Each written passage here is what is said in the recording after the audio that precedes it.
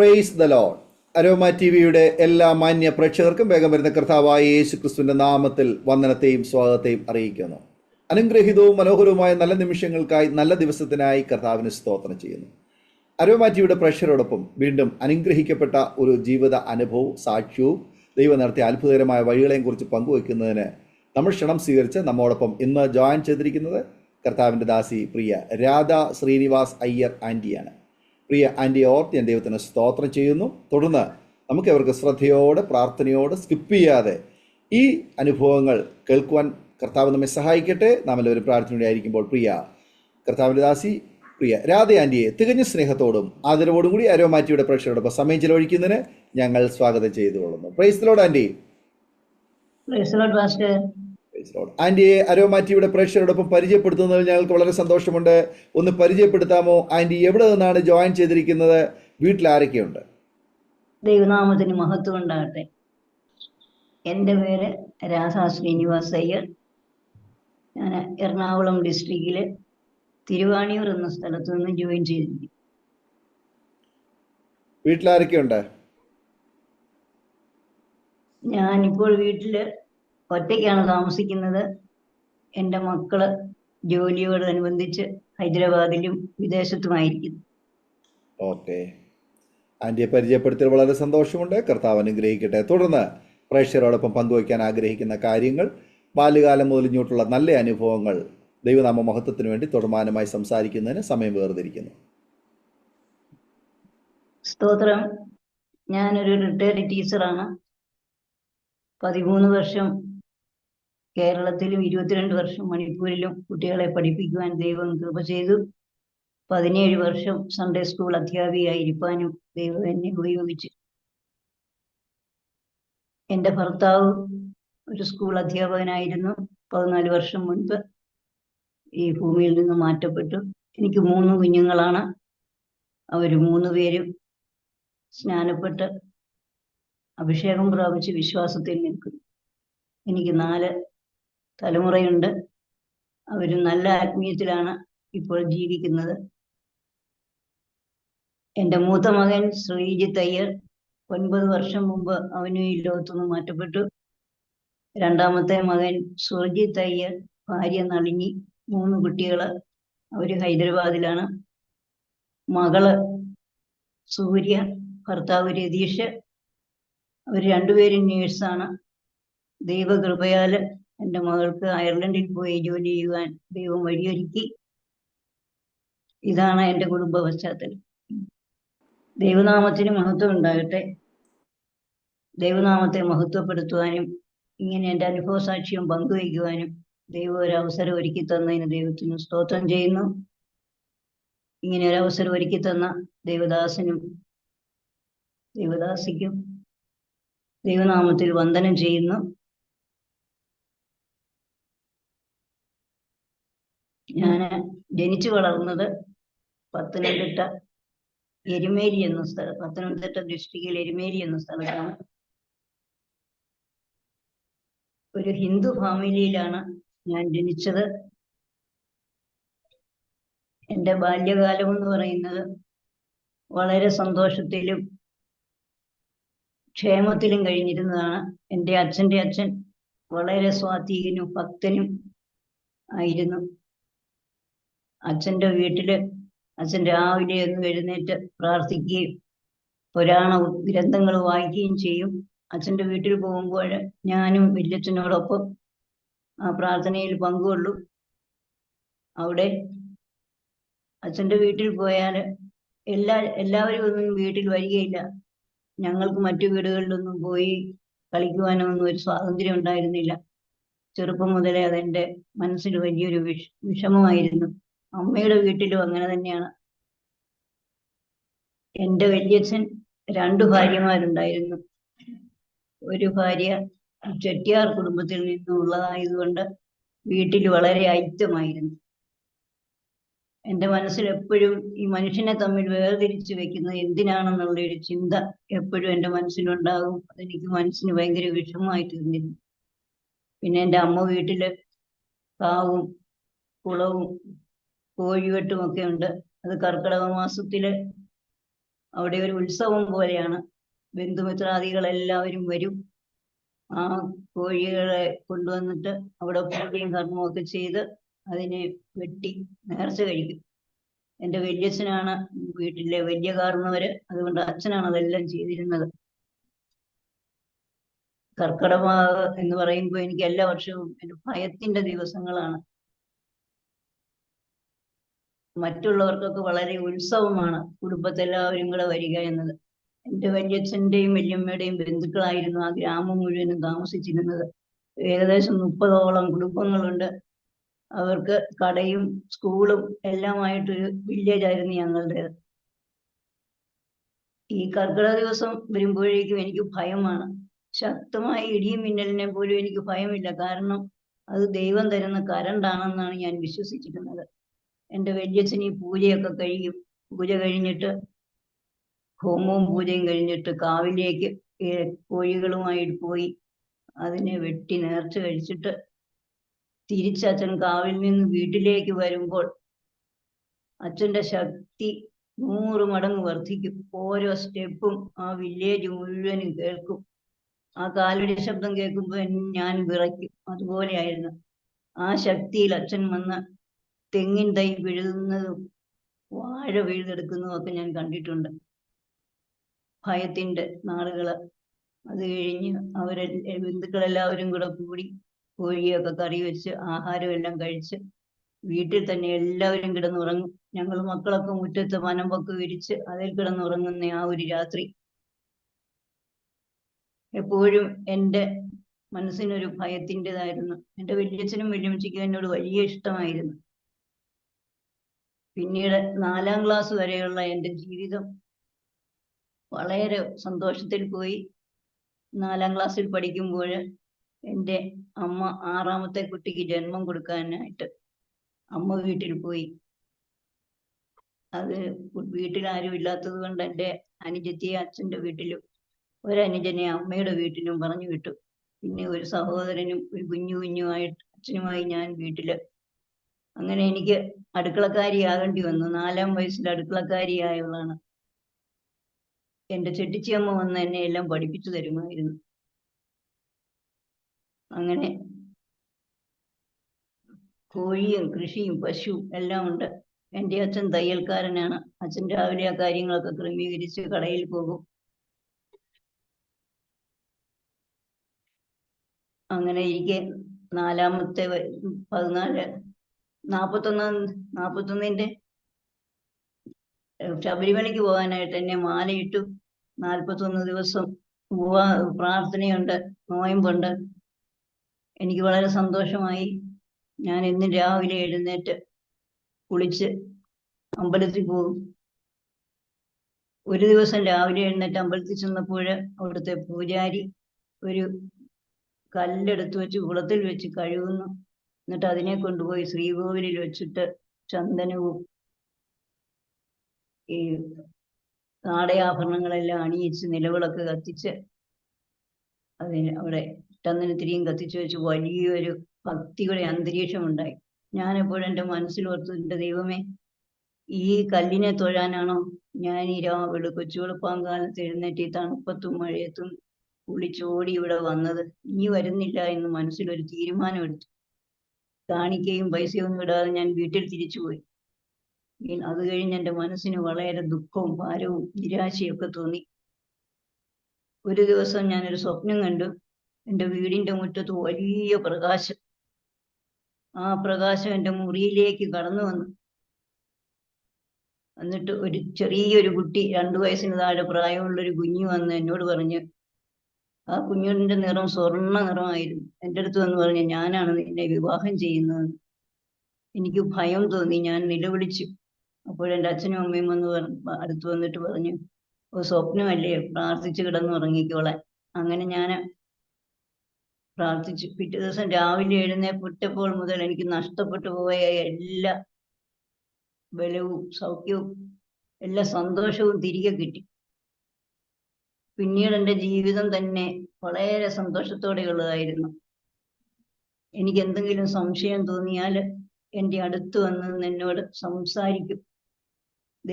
ആരാണ് സംസാരിക്കുന്നത് അറിഞ്ഞൂടാ.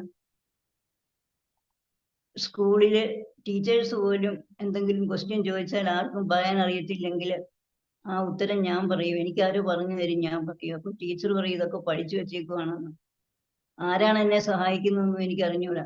പിന്നീട് വിശ്വാസത്തിൽ വന്ന് വചനം കേട്ടപ്പോഴാണ് മനസ്സിലായത് ദൈവം എന്നെ അന്നേ കണ്ടതാണ്. ആ വിഗ്രഹാരാധന വിട്ടൊഴിഞ്ഞ ദിവസം ദൈവം എന്നെ കണ്ടു. അന്ന് മുതൽ ഇന്ന് വരെയും ദൈവം എന്നെ നടത്തുന്നു എന്ന് എനിക്ക് മനസ്സിലായി. ഒരു ഉദാഹരണം, ഞാനും അമ്മ പ്രസവത്തിന് പോയത് കൊണ്ട് എൻ്റെ കുഞ്ഞനുജനെ ഞാൻ വേണമായിരുന്നു നോക്കാൻ. അവനും ഞാനുമായി തോട്ടിൽ കുളിക്കാൻ പോയി. അവന് വെള്ളത്തിൽ ചാടി, അവൻ്റെ തല മുറിഞ്ഞു. ഞാൻ എൻ്റെ ദൈവമേ ചോര വരുന്നു. അവനെയും കൊണ്ട് കുളിക്കാൻ പോയതിന് അമ്മയൊക്കെ വരുമ്പോ എന്നെ വഴക്ക് പറയും. ഞാൻ എന്ത് ചെയ്യും എൻ്റെ ദൈവമേ എന്ന് പറഞ്ഞു. അപ്പോഴാരോ എൻ്റെ അടുത്ത് നിന്ന് പറഞ്ഞു, അവിടെ നിൽക്കുന്ന ആ തെങ്ങിൻ തൈയുടെ മടലിന്റെ പൊടിയെടുത്ത് തലയിൽ വെക്കാൻ. ഞാൻ വേഗം ചെന്ന് അതിന്റെ പൊടി ചിരണ്ടിയെടുത്ത് അവന്റെ തലയിൽ വെച്ചു. രക്തം നിന്നു. കുഞ്ഞിനോട് പറഞ്ഞ് ഞാൻ വീട്ടിൽ അമ്മയോടൊന്നും പറയണ്ടാന്ന്. എന്നിട്ട് ഞാൻ വീട്ടിൽ വന്ന് എൻ്റെ ചെട്ടിച്ചമ്മയോട് ചോദിച്ചു, അമ്മേ തെങ്ങിന്റെ മടലിന്റെ ആ പൊടി മരുന്നാണോ എന്ന്. അപ്പോഴാ അമ്മ പറഞ്ഞു, ആ മുറിവൊക്കെ ഉണ്ടാകുമ്പോഴത് കെട്ടി പുരട്ടാറുണ്ട്, മരുന്നാണെന്ന് പറഞ്ഞു. ഞാൻ പറഞ്ഞു എനിക്കും എന്നോടും ആരോ പറഞ്ഞത്, മലദൈവങ്ങളായിരിക്കും അല്ലെങ്കിൽ കാർന്നോന്മാരായിരിക്കും പറഞ്ഞതെന്ന് ചെട്ടിച്ചമ്മ എൻ്റെ അടുത്ത് പറഞ്ഞു. അത് കഴിഞ്ഞ് ഒരു ദിവസം ഞാൻ ചോറ് വാർത്തുകൊണ്ടിരുന്നപ്പോൾ എൻ്റെ അനുജൻ എൻ്റെ അടുത്തേക്ക് ഓടി വന്നിട്ട് എൻ്റെ കയ്യിൽ തട്ടി ചോറും കലം താഴെ വീണു. ആ വെള്ളം കഞ്ഞിയും എല്ലാം എൻ്റെ കുഞ്ഞിന്റെ ദേഹത്ത് വീണു. അവനും കരഞ്ഞ് ഞാനും കരഞ്ഞ്. എന്ത് ചെയ്യണമെന്ന് അറിയത്തില്ല. ദൈവമേ എന്ന് വിളിച്ചപ്പോഴേക്കും എന്നോട് പറഞ്ഞു കപ്പയുടെ ഇലയെടുത്ത് അരച്ച് അവന്റെ ദേഹത്ത് പുരട്ടാൻ. ഞാൻ വേഗം ചെന്ന് കപ്പയില എടുത്തു വിട്ടുന്ന അരച്ചവന്റെ ദേഹത്തെല്ലാം തേച്ചു. താഴെ പോയ ചോറെല്ലാം കഴുകിയെടുത്ത് വീണ്ടും ഞാൻ ചോറ് വാർത്തിട്ടു. ഇങ്ങനെ സംസാരിക്കുന്ന എന്നോട് അന്നു മുതൽ എപ്പോഴും എനിക്ക് എന്തെങ്കിലും മനസ്സിന് വിഷമം വരികയോ ഒരാവശ്യം വരികയോ ചെയ്താൽ എന്നോട് സംസാരിക്കുന്ന ഒരു ദൈവം. ഞാൻ 10ാം ക്ലാസ്സിൽ പഠിക്കുമ്പോൾ എൻ്റെ അച്ഛനൊരു അസുഖം ഉണ്ടായി. അന്ന് വിഷമിച്ചിരുന്നപ്പോൾ എന്നോട് പറഞ്ഞു, നിന്റെ അച്ഛൻ്റെ അസുഖം 5 വർഷം കഴിയുമ്പോൾ മാറുമെന്ന് പറഞ്ഞു. അത് അങ്ങനെ തന്നെ സംഭവിച്ചു. 5 വർഷം കഴിഞ്ഞപ്പോൾ എൻ്റെ അച്ഛൻ്റെ അസുഖം മാറി. അങ്ങനെ എന്നോട് സംസാരിക്കുന്ന ഒരു ദൈവത്തെ ചെറുപ്പത്തിലേ എനിക്കുണ്ട്. എങ്കിലും ഞാൻ വിചാരിക്കും, ഈ ഹിന്ദുക്കളുടെ ദൈവം എന്ന് പറയുമ്പോൾ അവരൊക്കെ വീട്ടിൽ കലഹം ഉണ്ടാക്കുന്നവരാണ്, ഭാര്യയെ ഉപേക്ഷിക്കുന്നവരാണ്, അനേക ഭാര്യമാരുള്ളവരാണ്, അങ്ങനെയുള്ള യുദ്ധം ചെയ്യുന്നവരാണ്. അങ്ങനെയുള്ള ഒരു ദൈവത്തെ എന്തിനു സേവിക്കണം? ഏതാണ് സത്യദൈവം എന്നറിയുവാൻ എൻ്റെ മനസ്സിൽ വളരെ ഭാരമുണ്ടായിരുന്നു. ആ നാളുകളില് എൻ്റെ അമ്മാവന്മാരും അവരുടെ കസിൻസൊക്കെ കമ്മ്യൂണിസ്റ്റ് പ്രവർത്തകരായതുകൊണ്ട് എൻ്റെ അമ്മ വീട്ടിലെ കാവും കുളവും എല്ലാം നികത്തി അച്ഛൻ്റെ പൂജാസാധനങ്ങളൊക്കെ അമ്പലത്തിൽ കൊണ്ടു കൊടുത്തു. അങ്ങനെ ഞങ്ങൾ സ്വതന്ത്രരായി. വീട്ടില് നാരായണ ഗുരുവിന്റെ യേശുക്രിസ്തുവിന്റെയും ഫോട്ടോ മാത്രമുണ്ട്. നാരായണ ഗുരുവിന്റെ ശ്ലോകങ്ങളൊക്കെ പാടി സന്ധ്യയ്ക്ക് പ്രാർത്ഥിക്കും. എനിക്ക് എന്തെങ്കിലും വിഷമം വന്നാൽ ഞാൻ അവിടെ പോയി യേശുവിന്റെ പടത്തിലോട്ട് നോക്കും. ആ മുഖത്ത് നോക്കുമ്പോൾ ഞാൻ അറിയാതെ ഇരുന്ന് കരയും.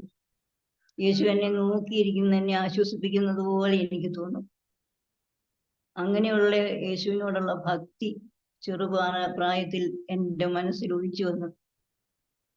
പിന്നീട് വിശ്വാസം വർദ്ധിക്കാൻ എന്ന് പറഞ്ഞാൽ ഞങ്ങളുടെ ആ ദേശത്തൊക്കെ എന്തെങ്കിലും കളവ് പോവുകയോ കാണാതെ പോവുകയോ ഒക്കെ ചെയ്താൽ അവിടെയുള്ളവരൊക്കെ ഞങ്ങളുടെ അടുത്തുള്ള ഒരു പള്ളിയിൽ കൊണ്ട് മെഴുകുതിരി കത്തിക്കുന്ന സ്വഭാവമുണ്ട്. അത് അങ്ങനെ യേശുവിനെ കുറിച്ച് കൂടുതൽ അറിയുവാൻ സഹായിച്ചു. പിന്നീട് ഞങ്ങളുടെ വീടൊരു വനത്തിന് സൈഡിലാണ്. അതുകൊണ്ട് കൃഷി ചെയ്താൽ ആ കൃഷിയെല്ലാം രാത്രിയിൽ പന്നി വന്ന് നശിപ്പിക്കും. അങ്ങനെ ഇരിക്കുന്നത് കൊണ്ട് എൻ്റെ അച്ഛൻ കൃഷി ചെയ്യുന്ന കപ്പ നടാൻ തുടങ്ങുന്നു, ഇഞ്ചി കപ്പയൊക്കെ. അദ്ദേഹം ആദ്യം ഒരു തടവെടുത്തിട്ട് ഒരു കപ്പ നട്ടിട്ട് പറഞ്ഞു, ഇത് പള്ളിക്കാണ്, യേശുവെ ഞങ്ങളുടെ കൃഷിയെ കാത്തുകൊള്ളണേ എന്ന് അച്ഛൻ പ്രാർത്ഥിക്കുന്നത് കേട്ടു. ആ വർഷം ഞങ്ങൾ ആ പന്നിയുടെ ഒരു ശല്യവും ഉണ്ടാകാതെ ഞങ്ങളുടെ വിളവെല്ലാം ഞങ്ങൾക്ക് കിട്ടി. അപ്പോഴെനിക്ക് ഒന്നുകൂടെ യേശുവിൽ പൂർണ്ണ വിശ്വാസമായി. യേശുവിനോട് വളരെ ഭക്തിയായി. എന്നാൽ എന്താണ്, എങ്ങനെയാണ് പ്രാർത്ഥിക്കേണ്ടതെന്നൊന്നും അറിയത്തില്ല. എൻ്റെ ജോലിയൊക്കെ തീർത്തിട്ട് യേശുവിൻ്റെ പടത്തിൽ നോക്കിയിരിക്കുക, അതാണ് എൻ്റെ ഏറ്റവും വലിയൊരു സന്തോഷം. അങ്ങനെ ഞാൻ 10ാം ക്ലാസ്സിലെത്തി. വീട്ടിൽ ഒത്തിരി ഉത്തരവാദിത്വം ഉള്ളത് കൊണ്ട് ഒന്നും കാണാതെ പഠിക്കുവാനോ എഴുതുവാനോ പഠിക്കുവാനോ ഒന്നും എനിക്ക് സാധിച്ചിട്ടില്ല. അതുകൊണ്ട് കഷ്ടിച്ച് പാസ്സാകും, അതേ ഉള്ളൂ. 10ാം ക്ലാസ്സിൽ എന്നാൽ ദൈവം ഒരു അത്ഭുതം ചെയ്തു. ഞങ്ങളുടെ ദേശത്തൊക്കെ വലിയ മിടുക്കരായും നന്നായി പഠിക്കാൻ സൗകര്യമുള്ളവരൊക്കെയും 10ാം ക്ലാസ്സിൽ 2-3 പ്രാവശ്യം എഴുതിയൊക്കെയാണ് പാസ്സാകുന്നത്. എന്നാൽ ദൈവം കൃപ ചെയ്ത് ഫസ്റ്റ് ചാൻസിൽ തന്നെ ഞാൻ ജയിച്ചു. എനിക്ക് കോളേജിൽ പോകണമെന്ന് വളരെ ആഗ്രഹമുണ്ടായിരുന്നു, പക്ഷെ എന്നെ വിട്ടില്ല. ഞങ്ങള് ഇടയ്ക്കൊക്കെ സിനിമ കാണാൻ പോകും. അങ്ങനെ ഞാൻ അധ്യാപിക സിനിമ കണ്ടിട്ടുണ്ട്. ആ സിനിമയിലെ അധ്യാപികയെ കണ്ടപ്പോൾ എനിക്ക് പ്രായമാകുമ്പോൾ എനിക്കൊരു ജോലി വേണം, എനിക്കും അധ്യാപികയാകണം എന്നുള്ള വലിയ ആശയായിരുന്നു. എന്നെ കോളേജിൽ വിട്ടില്ല. ഞാനിങ്ങനെ വിഷമിച്ചിരിക്കുമ്പോൾ ആ 75കളില് കേന്ദ്ര ഗവൺമെന്റ് ഇന്ത്യ മുഴുവനും ബാലവാടി തുറക്കാനും ആദിവാസികളുടെ ഉന്നമനത്തിനു വേണ്ടിയുള്ള ഒരു പദ്ധതി തയ്യാറാക്കിയിരുന്നു. അങ്ങനെ എൻ്റെ വീടിനടുത്തുള്ള ഒരു ആദിവാസി കോളനിയില് ഒരു നഴ്സറി സ്കൂൾ വന്നു. അവിടെ ടീച്ചറിനെ വേണമെന്ന് എൻ്റെ അപ്പച്ചി വന്ന് എന്നോട് പറഞ്ഞു. ഞാനന്ന് വീട്ടിൽ കള്ളം പറഞ്ഞു, ഞാൻ അപ്പച്ചിയുടെ വീട്ടിൽ പോവുകയാണെന്ന് പറഞ്ഞു പോയി. ആ ഇന്റർവ്യൂ അറ്റൻഡ് ചെയ്തു. അവരെനിക്ക് സെലക്ഷൻ തന്നു. ഞാൻ ജയിച്ചു. എനിക്ക് ജോലി കിട്ടി. വീട്ടിൽ വന്ന് പറഞ്ഞ് എനിക്ക് ജോലി കിട്ടിയെന്ന്. എന്തോ ആരും എതിർപ്പൊന്നും പറഞ്ഞില്ല. അങ്ങനെ ഞാൻ ആ സ്കൂളിൽ പോയി 1 വർഷം പഠിപ്പിച്ചു. പിറ്റേ വർഷം ആ അതിനൊരു ഗുജറാത്തിൽ അവിടെ ഒരു ട്രെയിനിങ് സെന്റർ ഉണ്ട്, ടീച്ചേഴ്സിന്റെ ആദിവാസി ട്രെയിനിങ് കോളേജ്. അവിടെ എനിക്ക് അഡ്മിഷൻ കിട്ടി. അങ്ങനെ ഞാൻ അവിടെ പോയി. ഗ്രാമസേവിക കം ബാലവാടി ട്രെയിനിങ് 1 വർഷത്തെ കോഴ്സ്. ആ സമയം എനിക്ക് വളരെ സന്തോഷം തോന്നി. എനിക്ക് ടീച്ചറാകാമല്ലോ, പഠിക്കാമല്ലോ, വീട് വിട്ടു പോകാമല്ലോ എന്ന്. ഞാൻ 10ാം ക്ലാസ്സിൽ പഠിക്കുമ്പോൾ സ്കൂളിൽ നിന്ന് കുട്ടികളെയൊക്കെ ടൂർ കൊണ്ടുപോയി. ലാസ്റ്റ് വർഷമല്ലേ, എനിക്ക് പോകണമെന്ന് വളരെ ആഗ്രഹമായിരുന്നു. എന്നെ വിട്ടില്ല. ഞാനങ്ങനെ ബസ്സിലൊക്കെ കയറി വളരെ യാത്ര കുറച്ച് ചെയ്തിട്ടുള്ളൂ. ലോകം എന്താന്ന് കണ്ടിട്ടില്ല, ട്രെയിൻ കണ്ടിട്ടില്ല. അങ്ങനെ ഗുജറാത്തിൽ പോകാൻ വേണ്ടി ട്രെയിനെ കയറി. വലിയ വലിയ പട്ടണങ്ങൾ കണ്ടു. ഗുജറാത്തിലെ 1 വർഷത്തെ അവിടുത്തെ ട്രെയിനിങ് സമയത്ത് ഗുജറാത്തിലെ പല സ്ഥലങ്ങളും ഞങ്ങളെ ടൂർ കൊണ്ടുപോയി. ആ സമയത്ത് സബർമതി ആശ്രമം കണ്ടു, അമൂൽ ഫാക്ടറി കണ്ടു, അഹമ്മദാബാദിലെ വലിയ വലിയ സ്ഥാപനങ്ങൾ പോയി കണ്ടു. ഞാനപ്പോ ഓർത്ത്, ആ 17 രൂപ തന്നെ എന്നെ ടൂർ വിടാതിരുന്ന സ്ഥാനത്ത് എൻ്റെ ദൈവം എന്നെ ഈ സ്ഥലങ്ങളെല്ലാം കാണുവാനും വരുവാനും സാധിച്ചല്ലോ. പിന്നെ മലയാളം അല്ലാതെ സംസാരിക്കാനൊന്നും അറിയില്ല. ഹിന്ദി ഇംഗ്ലീഷും വായിക്കാൻ അറിയാം. എങ്കിലും എനിക്ക് ഭയം തോന്നിയില്ലായിരുന്നു. അവിടെ 1 വർഷത്തെ കോഴ്സിനിടയിൽ ആ ഇൻസ്റ്റിറ്റ്യൂഷൻ നടത്തിക്കൊണ്ടിരുന്നത് 2-3 മാസം പ്രധാനമന്ത്രിയായിരുന്ന മൊറാർജി ദേശായിയാണ്. അദ്ദേഹം 2 പ്രാവശ്യം ആ സ്ഥാപനം വിസിറ്റ് ചെയ്തു. കേരളത്തിൽ നിന്നാണ് വന്നത് എന്ന് പറഞ്ഞ് എന്നെ പരിചയപ്പെടുത്തി. ഞാൻ ഹിന്ദിയിൽ സംസാരിച്ചു. അപ്പോൾ അദ്ദേഹത്തിന് വളരെ സന്തോഷമായി. എനിക്ക് ഒരു സ്പൂണ് സമ്മാനമായി തന്നു. അങ്ങനെ അത്രയും വലിയ ഭാഗ്യം എനിക്ക് തന്നു. ഒന്നുമില്ലാത്തിടത്തു നിന്നും ദൈവം എനിക്ക് ഇത്രയും വലിയൊരു ഭാഗ്യം തന്നു. അത് കഴിഞ്ഞ് 1975 ട്രെയിനിങ് പൂർത്തിയായി ഞാൻ നാട്ടിൽ വന്നു. നാട്ടിൽ വന്നപ്പോൾ എനിക്ക് മറ്റുള്ളവരെ സഹായിക്കണം, അനാഥശാലയിലോ പാവങ്ങളെ സഹായിക്കണം, അതുപോലുള്ള എന്തെങ്കിലുമൊക്കെ ചെയ്യണമെന്നുള്ള വളരെ ആഗ്രഹമുണ്ടായി. നാട്ടിൽ വന്ന് ജോലി ചെയ്തുകൊണ്ടിരുന്നു. അതിനിടയ്ക്ക് ഞാൻ എങ്ങനെയെങ്കിലും മദർ തെരേസയുടെ സ്ഥാപനത്തിൽ പോകണമെന്ന് ചിന്തിച്ച് അതിനുവേണ്ടി പല വഴികളും അന്വേഷിച്ച് നടന്നില്ല. പിന്നീട് തൃശ്ശൂരുള്ള ഒരു ഫാദർ വടക്കനച്ചനുണ്ട്. അദ്ദേഹത്തിന്റെ പ്രവർത്തനങ്ങളെ കുറിച്ച് കേട്ടിട്ട് അവിടെ പോകണമെന്ന് എനിക്ക് തോന്നി. ഞാൻ ആരും അറിയാതെ അദ്ദേഹത്തെ കാണാൻ പോയി. അവിടെ ചെന്ന് ഞാൻ അദ്ദേഹത്തോട് പറഞ്ഞു, ഇവിടെ എനിക്കും ജോലി ചെയ്യണം. അദ്ദേഹം പറഞ്ഞു വീട്ടിൽ പോയി അച്ഛൻ്റെ എഴുത്ത് വാങ്ങിച്ചു കൊണ്ടുപോവാ, അപ്പോൾ ഞാൻ നിങ്ങളെ ഇവിടെ എടുക്കാമെന്ന്. അദ്ദേഹത്തെ കണ്ടാ പേടിച്ചു പോകും. ഇത്രയും ഹൈറ്റും വെയിറ്റും ഉള്ള ഒരു മനുഷ്യനെ ഞാൻ നേരിട്ട് കണ്ടിട്ടില്ല. അദ്ദേഹം ഘനഗംഭീരത്തോടെ എന്നോട് പറഞ്ഞു, നീ പോ കുട്ടി, വീട്ടിൽ പോയി അച്ഛൻ്റെ എഴുത്ത് വാങ്ങിക്കൊണ്ടുവരുക. ഞാനാകെ ഭയന്നു പോയി. ഞാൻ അവിടെ നിന്ന് വീട്ടിൽ തിരിച്ചു വന്നു. അത് കഴിഞ്ഞ് ഇങ്ങനെ എനിക്ക് വർക്കലയുള്ള ഒരു ഗുരുകുലത്തില് ഗുരുവുമായിട്ട് ബന്ധപ്പെടുവാനും അവിടുത്തെ അംഗമാകുവാനും എന്നെ ദൈവം സഹായിച്ചു. ആ ഗുരു മുഖാന്തരം എനിക്ക് ആലുവയിലുള്ള ഒരു ഓർഫനേജില് ജോലി കിട്ടി. അവിടെ അനാഥ കുഞ്ഞുങ്ങളുണ്ട്, വിധവമാരുണ്ട്, ഭർത്താവ് ഉപേക്ഷിച്ചവരുണ്ട്. ആ സ്ഥാപനത്തില് ലൈബ്രറി, പ്രസ്, തയ്യൽ ക്ലാസ്, അങ്ങനെ പൊതുസേവനം ചെയ്യുന്ന ഒരു സ്ഥാപനത്തിൽ ഞാൻ വന്നു ചേർന്നു.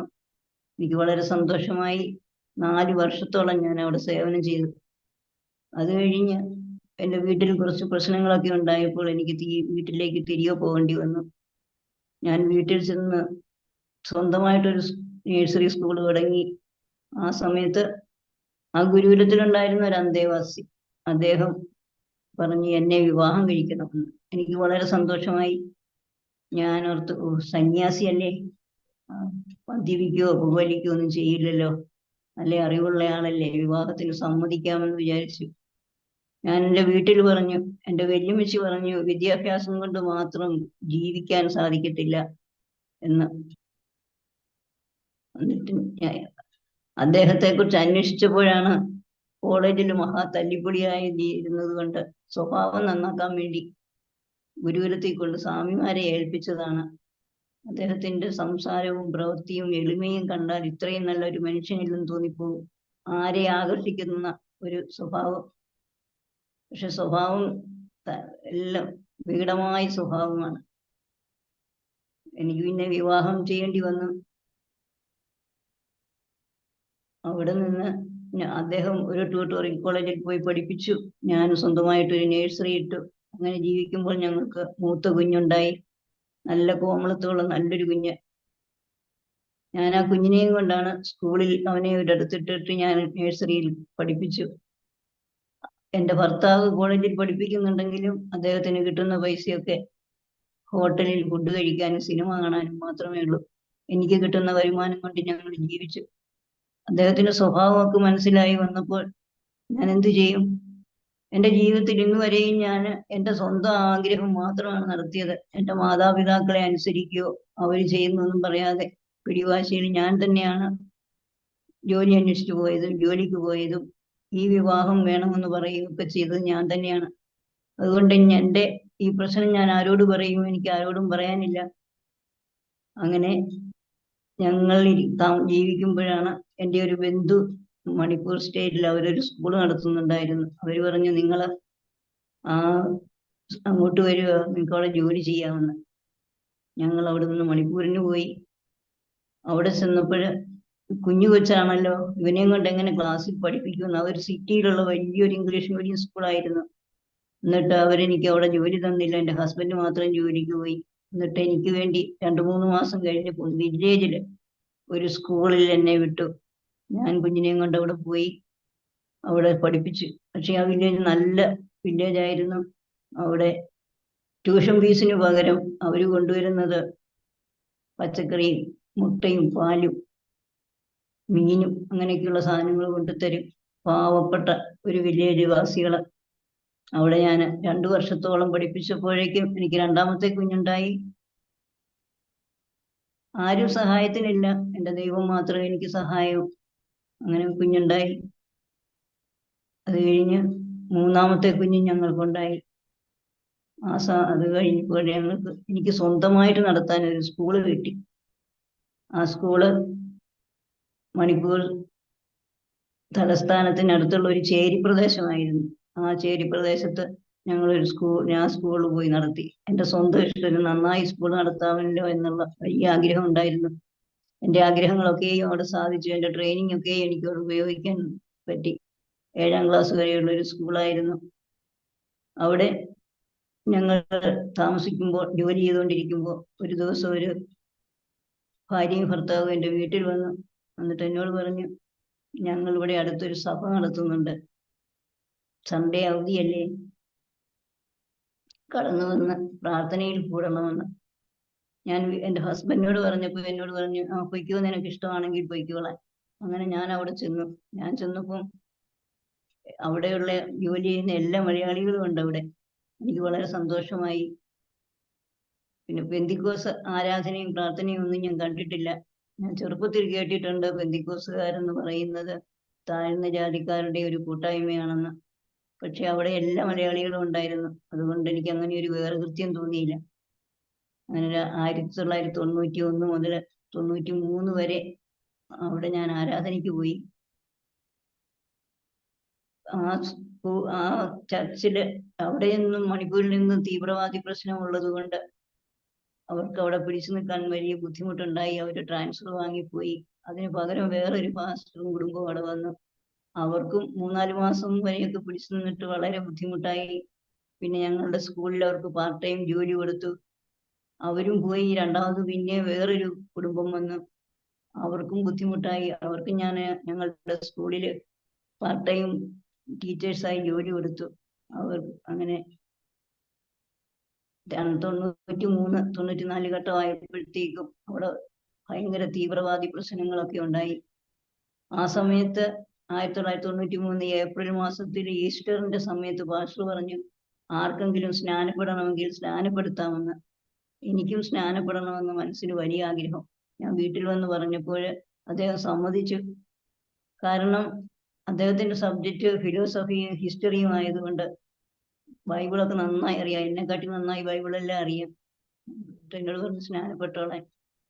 അതിന് വേണ്ടുന്ന ക്രമീകരണങ്ങളൊക്കെ ചെയ്തു. അങ്ങനെ ഈസ്റ്ററിന് സ്നാനം തലേദിവസം മുതൽ വലിയ മഴ. നദിയിലാണ് സ്നാനപ്പെടേണ്ടത്. അവിടുത്തെ നദി എപ്പോഴും കലങ്ങി മറിഞ്ഞു കിടക്കുന്ന നദിയാണ്. അതിൻ്റെ കൂടെ മഴയും കൂടെ ആയപ്പോൾ കലങ്ങി മറിഞ്ഞ യോർദാൻ എന്ന് പറയുന്നത് പോലെ കലങ്ങി മറിഞ്ഞ വെള്ളവും മഴയും. എനിക്ക് ഭയം തോന്നിയില്ല. കാരണം എൻ്റെ വീട്ടിലും വലിയ തോടുണ്ട്, വെള്ളപ്പൊക്കമുണ്ട്. വെള്ളം കര കവിഞ്ഞ് കിടക്കുമ്പോൾ ഞങ്ങൾ അതിനകത്തോടെ നീന്തിട്ട് കുളിച്ചിട്ടുണ്ട്. അതുകൊണ്ട് എനിക്ക് ഭയം തോന്നിയില്ല. അവിടെ സ്നാനം എടുത്തു. അന്ന് വീട്ടിൽ വന്ന് രാത്രിയിൽ ഞാൻ ക്രൂശിൽ കിടക്കുന്ന യേശുവിനെ കാണുവാണ്. യേശുവിൻ്റെ ആ കുരിശിൻ്റെ താഴെ ഒരു സ്ത്രീ കിടക്കുന്നുണ്ട്. ഒരാരാച്ചാരൻ നിന്ന് ആ സ്ത്രീയെ അടിക്കുവാണ്. പക്ഷെ ആ അടി കൊള്ളുന്നത് എൻ്റെ ശരീരത്തിലാണ്. ഞാൻ വേദന കൊണ്ട് പുളഞ്ഞു. രാവിലെ ആയപ്പോഴത്തേക്കും എനിക്ക് നല്ല പനിയായി. എൻ്റെ ഹസ്ബൻഡ് പോയി ആ ദേവദാസനെയും ദാസിയും വിളിച്ചുകൊണ്ട് വന്നു. അവര് എൻ്റെ അടുത്ത് വന്നിരുന്ന് സംസാരിച്ചു. ഒന്നുകിൽ ആ മഴ പെയ്ത് കലക്കവെള്ളത്തിൽ മുങ്ങിയത് കൊണ്ടാവാമെന്ന് പറഞ്ഞു, അല്ലെങ്കിൽ പാവം ഏറ്റു പറയാതെ സ്നാനപ്പെട്ടത് കൊണ്ടാകാമെന്നും പറഞ്ഞു. എങ്കിലും അവരെൻ്റെ അടുത്തിരുന്ന് പ്രാർത്ഥിച്ച് പോയി. എൻ്റെ പനിയും മാറി. അത്ഭുതം എന്ന് പറയാൻ, മണിപ്പൂരിൽ ചെന്നു മുതൽ എന്നും എനിക്ക് പനി ഉണ്ടാകും. പക്ഷെ ആ സ്നാനം കഴിഞ്ഞിട്ട് പനി എന്നെ വിട്ടുപോയി. എനിക്കതിൽ പിന്നെ പനി എന്ന രോഗം വന്നിട്ടില്ല. അവിടെയുള്ള ആ സഭയെല്ലാം പോയി. വിശ്വാസികളൊക്കെ പല സ്ഥലങ്ങളിൽ പോയി. അപ്പോഴവിടെ ഒരു സഹോദരൻ എന്നോട് പറഞ്ഞു, ചേച്ചിക്ക് ഈ വിശ്വാസത്തിൽ പിന്തുടരണമെന്നുണ്ടെങ്കിൽ ഇവിടെ അടുത്ത് വേറൊരു സഭയുണ്ട്, ഞാൻ അവിടെ കൊണ്ടുപോയി പരിചയപ്പെടുത്താമെന്ന് പറഞ്ഞു. അങ്ങനെ എന്നെ കൊണ്ടുപോയി. ഞാൻ അവിടെ ചെന്നു. അതൊരു TPM സഭയായിരുന്നു. അവിടുത്തെ ആചാരവും അവരുടെ രീതിയും ഒക്കെ എനിക്ക് വളരെ ഇഷ്ടമായി. അങ്ങനെ ഞാനും എൻ്റെ കുഞ്ഞുങ്ങളും അവിടുത്തെ ഒരു വിശ്വാസിയായി. ഞങ്ങൾ സഭയുടെ എല്ലാ കാര്യത്തിലും നിന്ന് അവധിയുള്ള ദിവസങ്ങളിൽ ഞാൻ എൻ്റെ കുഞ്ഞുങ്ങളെ അവിടെ വിടും. അവർ സന്തോഷത്തോടെ അവിടെ വേല ചെയ്യും. അങ്ങനെ എൻ്റെ മക്കളും ആലയത്തിൽ വളരുന്നത് പോലെ വളർന്നു. ഇത്രയൊക്കെ ആയിട്ടും എൻ്റെ ഹസ്ബൻഡിൻ്റെ സ്വഭാവത്തിന് യാതൊരു മാറ്റവും വന്നില്ല. പൈസയും പണവും സ്ഥാനവും മാനവും ഉണ്ടാകുന്നതനുസരിച്ച് ഒന്നുകൂടെ ഞങ്ങളിൽ നിന്ന് അകന്നു പോയിക്കൊണ്ടിരുന്നു. വളരെ എല്ലാം ഉണ്ട്. പുറമേ നിന്ന് നോക്കുമ്പോൾ ഞങ്ങൾക്ക് 2 പേർക്ക് ജോലിയുണ്ട്, കുഞ്ഞുങ്ങളുണ്ട്, ആർക്കും ഒരു പ്രശ്നവുമില്ല. പക്ഷെ ഓരോ ദിവസവും കുടുംബത്തിൽ നിന്ന് അകന്നകന്നു പോകുന്ന ആ സ്വഭാവം, അതവിടെ വന്ന ദേവദാസന്മാര് സിസ്റ്റേഴ്സൊക്കെ വന്ന് പ്രാർത്ഥിക്കും. അവർക്ക് മനസ്സിലായി എൻ്റെ കുടുംബം വളരെ കഷ്ടത്തിലാണ് കടന്നു പോകുന്നതെന്ന്. അവരന്ന് മുതൽ ഞങ്ങൾക്ക് വേണ്ടി പ്രാർത്ഥിച്ചു. അങ്ങനെ ഞങ്ങൾക്ക് ഒരു ഹോസ്റ്റലും സ്കൂളും നടത്തുവാൻ ഉള്ള സാഹചര്യം ഉണ്ടായി. ആ പാർശ്വമൊക്കെ പ്രാർത്ഥിച്ച് കിട്ടിയ ഒരു സ്കൂളായിട്ട് പോലും എൻ്റെ ഹസ്ബൻഡ് അതിന് യാതൊരു വിലയും കൽപ്പിച്ചില്ല. സ്വന്തം ഇഷ്ടത്തിന് അവിടെ ഓരോ കാര്യങ്ങൾ ചെയ്തു. ആൾ ദൈവങ്ങളെ പൂജിക്കുക. സൗത്ത് ഇന്ത്യയിൽ കുറെ ആൾ ദൈവങ്ങളുണ്ടല്ലോ, അവരുടെയൊക്കെ ഫോട്ടോ വെച്ച് പൂജ നടത്തും. ഞാനും എൻ്റെ കുഞ്ഞുങ്ങളും ഹോസ്റ്റലിൽ നിന്ന് എൻ്റെ കൂടെ വരുന്ന കുട്ടികളും കൂടെ ആരാധനയ്ക്ക് കടന്നു പോകുമ്പോൾ ബാക്കിയുള്ള കുട്ടികളും കുറെ ബന്ധുക്കളും സ്റ്റാഫും എല്ലാം കൂടെ ഹോസ്റ്റലിലിരുന്ന് അവരുടെ പൂജ നടത്തും. അങ്ങനെ രണ്ട് സ്വഭാവത്തിലുള്ള ജീവിതമായി. അപ്പോഴാണ് എല്ലാവർക്കും മനസ്സിലാകുന്നത് ഞാൻ ക്രിസ്ത്യാനിയും ഹസ്ബൻഡ് ഹിന്ദുവുമാണെന്ന്. പിന്നെ അവിടെയുള്ളവർക്കൊക്കെ എന്തുമാകാമെന്നുള്ള ഒരു എന്നെ വില കുറച്ച് കാണുന്ന ഒരു സംഭവമൊക്കെ ഉണ്ടായി. വളരെ ബുദ്ധിമുട്ടിലൂടെ ഞാൻ കടന്നുപോയി. എങ്കിലും ദൈവം എന്നെ ഓരോ ദിവസവും ദൈവകൃപയാൽ എന്നെ നടത്തിക്കൊണ്ടിരുന്നു. ഞങ്ങൾ നടത്തിക്കൊണ്ടിരുന്ന സ്കൂളിൽ വെച്ച് ആ സഭയുടെ കൺവെൻഷൻ നടത്താൻ ദൈവം സഹായിച്ചു. അതിനു വേണ്ടുന്ന എല്ലാ ഒരുക്കങ്ങളും അവിടെ ഞങ്ങൾക്ക് നടത്തി കൊടുക്കാൻ സാധിച്ചു. നോർത്ത് ഈസ്റ്റിലൊക്കെ കൺവെൻഷൻ വയ്ക്കുക എന്ന് പറഞ്ഞാൽ നോർത്ത് ഈസ്റ്റിലെ എല്ലാ ദേവദാസന്മാരും കടന്നു വരാവുന്ന വിശ്വാസികളും എല്ലാം വരും. അവരൊക്കെ വ്യാഴാഴ്ച മുതൽ ഞായറാഴ്ച വരെ കൺവെൻഷൻ തീരുന്നത് വരെയും അവിടെ തന്നെ സ്റ്റേ ചെയ്യും. ഞങ്ങളുടെ സ്കൂളും കോമ്പൗണ്ടും ഹോസ്റ്റലും എല്ലാം അതിനുവേണ്ടി ഒരുക്കി. ആ സ്കൂളിൻ്റെ ഓണർ ഒരു ക്രിസ്ത്യാനി, അവിടുത്തെ സിഎമ്മിന്റെ ഭാര്യയുടെ സ്കൂളായിരുന്നു. അവര് ഒരു ക്രിസ്ത്യാനിയാണ്. അവര് പറഞ്ഞു, ഈ വർഷത്തെ വാടക തരണ്ട, ആ പൈസയും കൂടെ നിങ്ങൾ കൺവെൻഷന് വേണ്ടി ചിലവഴിച്ചോളാൻ. അതുകൊണ്ട് കൺവെൻഷൻ വളരെ നന്നായി അനുഗ്രഹമായി നടത്തുവാൻ ഞങ്ങളെ സഹായിച്ചു. മറ്റുള്ള വിശ്വാസികളൊന്നും ഇല്ലാതെ ഞാനും ഹോസ്റ്റലിലെ കുട്ടികളും അവിടെ ഉള്ള ജോലിക്കാരും കൂടെ അതിന് വേണ്ടുന്ന എല്ലാ ക്രമീകരണങ്ങളും ചെയ്തു. കൺവെൻഷൻ വളരെ അനുഗ്രഹമായിരുന്നു. നോർത്ത് ഈസ്റ്റിൽ നിന്നുള്ള ദേവദാസന്മാരും സിസ്റ്റേഴ്സും കടന്നു വന്നു. ആ പോകാൻ നേരത്ത് അവിടുത്തെ സെൻട്രൽ മദർ പറഞ്ഞു, ഞങ്ങളുടെ സെന്റർ കുഹിമയിലായിരുന്നു. സെൻട്രൽ മദർ പറഞ്ഞു, ബ്രദറെ, ഞങ്ങൾ ഈ സ്ഥലമെല്ലാം ശുദ്ധീകരിച്ചിട്ടുണ്ട്. ഇനി സാറും അങ്ങനെയുള്ള ബ്രദറും അങ്ങനെയുള്ള കാര്യങ്ങളിലേക്ക് വരണം. ഇനി ഇവിടെ അശുദ്ധമാക്കരുതെന്ന് പറഞ്ഞിട്ട് അവർ പോയി. എന്നാൽ കുറെ നാളത്തേക്കൊന്നും പൂജയൊന്നും നടത്തിയില്ല. പക്ഷെ വീണ്ടും മറ്റുള്ളവർ വന്ന് പറഞ്ഞ്, സാറെന്താ ബന്ധിക്കോസിൽ ചേർന്നോ, പൂജയൊക്കെ മാറ്റിയോ എന്ന് ചോദിച്ചപ്പോഴത്തേക്കും വീണ്ടും അവിടെ പൂജയൊക്കെ തുടങ്ങി. അങ്ങനെ എന്നെ എങ്ങനെയെങ്കിലും അവരുടെ വശത്തേക്ക് കൊണ്ടുവരണം. അതിനുവേണ്ടി എല്ലാവരും പരിശ്രമിക്കുന്നുണ്ട്. അങ്ങനെയുള്ള സമയത്തൊക്കെയും ദൈവം എനിക്ക് ദർശനങ്ങളും എന്നോട് സംസാരിക്കുകയൊക്കെ ചെയ്തു. ദൈവം എൻ്റെ അടുത്ത് പറഞ്ഞു, നീ എൻ്റെ വേല ചെയ്യും, ഞാൻ നിന്റെ വേല ചെയ്യാമെന്ന്. അത് കഴിഞ്ഞ് പറഞ്ഞു, എല്ലാവരും കടന്നു വന്നിരുന്ന് പ്രാർത്ഥിക്കുന്ന ഒരു പ്രാർത്ഥനാലയം നീ തുറക്കണമെന്ന്. പിന്നീട് ഞാൻ ബസ് സ്റ്റാൻഡിലും റെയിൽവേ സ്റ്റേഷനിലും ഒക്കെ പോയി യേശു വേഗം വരുന്നു എന്ന് വിളിച്ചു പറഞ്ഞു നടക്കുന്ന ഒരു ദർശനം കണ്ടു. പിന്നീട് എൻ്റെ ആത്മാവ് ഇങ്ങനെ പോവുകയാണ്. എന്നിട്ട് ഒരു പ്രദേശത്ത് ചെന്നു. അവിടെ ചെന്നിട്ട് ഒരു ദേവദാസനും ദേവദാസിയും അവിടെ നിൽപ്പുണ്ട്. ഒരു ചെറിയ ഓല ഷെഡും അവിടെയുണ്ട്. എന്നിട്ട് എൻ്റെ അടുത്ത് പറഞ്ഞു, ഇതാ ഇവരോടുകൂടെ നീ വേല ചെയ്യണമെന്ന്. അങ്ങനെ പല ദർശനങ്ങളും ദൈവം എനിക്ക് കാണിച്ചു തന്നു, എന്നോട് സംസാരിച്ചു. പക്ഷെ ഞാൻ ഓർക്കും, എൻ്റെ കുഞ്ഞുങ്ങളെ നോക്കാത്ത ഭർത്താവിനെ ഇട്ടിട്ട് ഞാൻ എങ്ങനെ വേല ചെയ്യും? അതുപോലെ ഞാൻ കൂടി വരുന്ന സഭയിൽ സകല ജാതികളുണ്ട്, ഭാഷക്കാരുണ്ട്. അങ്ങനെയുള്ളിടത്ത് ഞാൻ എന്തിനു വേറെ ഒരു വേല തുടങ്ങും എന്ന് ഞാനിങ്ങനെ മറുതലിച്ചുകൊണ്ടിരുന്നു. അങ്ങനെ ദൈവം എന്നോട് ഇടപെട്ട സമയത്തൊന്നും ഞാൻ അതിനുവേണ്ടി പ്രവർത്തിച്ചില്ല. എന്നാൽ എൻ്റെ ജോലിയിൽ ഞാൻ വളരെ ശുഷ്കാന്തിയോടെ എല്ലാം ചെയ്തു. ഇവിടെ കൺവെൻഷന് കൊഹിമയിലും ഗോഹട്ടിയിലും ഡിമാപൂരും അവിടെ കൺവെൻഷനുകൾ വയ്ക്കുമ്പോഴൊക്കെ പോകും. ചെന്നൈയിൽ പോലും കൺവെൻഷന് പോയി. അങ്ങനെ ഞാനും എൻ്റെ കുഞ്ഞുങ്ങളും ഫെയ്ത്ത് ഹോമിൽ ഏറ്റവും നല്ലൊരു തണലായി താങ്ങായി ദൈവദാസന്മാർക്ക് താങ്ങായി നിന്നു. എൻ്റെ കുഞ്ഞുങ്ങൾ അവരെയും കുഞ്ഞുങ്ങളെയും സ്നേഹിച്ചു. ഞങ്ങൾക്ക് വേറെ ആരും ഇല്ലല്ലോ, അവരല്ലേ ഞങ്ങളുടെ എല്ലാം. ഇങ്ങനെ പോയിക്കൊണ്ടിരിക്കുമ്പോൾ എൻ്റെ മകൾക്ക് കണ്ണിന് ചൊറിച്ചിൽ തുടങ്ങി.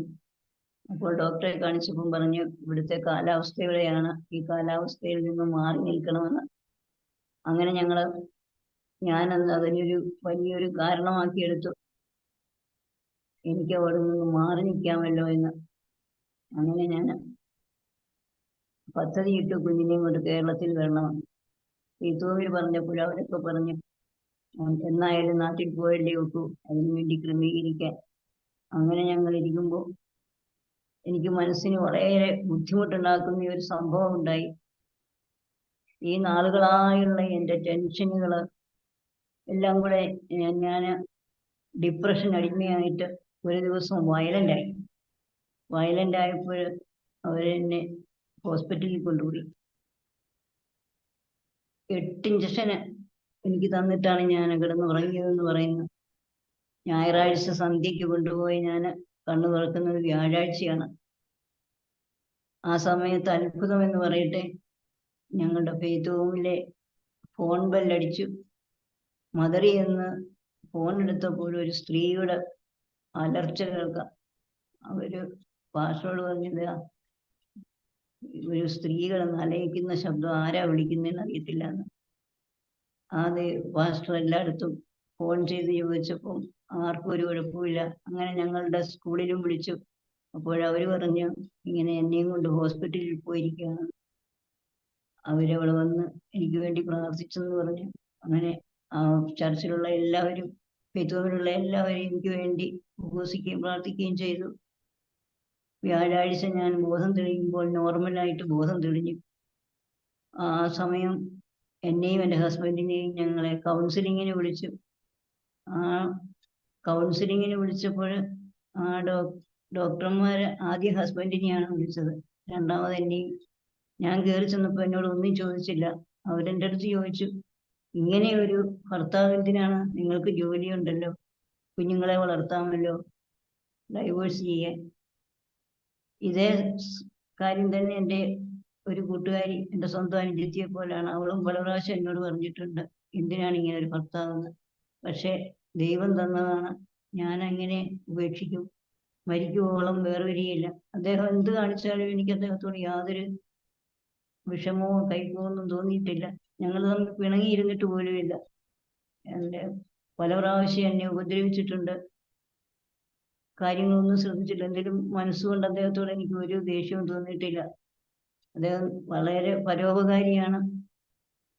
അനേകർക്ക് ജോലി വാങ്ങിച്ചു കൊടുത്തിട്ടുണ്ട്. ഞങ്ങളുടെ സ്കൂളിലും എത്രയോ പേര് വന്ന് ജോലി ചെയ്യുന്നു. അതുപോലെ പൈസ കൊടുത്താണെങ്കിലും സമയം ഓരോരുത്തരുടെയും പ്രശ്നങ്ങൾക്ക് പോകും, വീട്ടിൽ വന്ന് ആഹാരം കൊടുക്കുന്നതിന്. അങ്ങനെ പരോപകാരി എന്നാണ് എല്ലാവരും വിളിക്കുന്നത്. ആ കുടുംബത്തെ കാര്യങ്ങൾ അന്വേഷിക്കുകയില്ലെന്നല്ലാതെ അദ്ദേഹം വളരെ നല്ല മനുഷ്യനായിരുന്നു.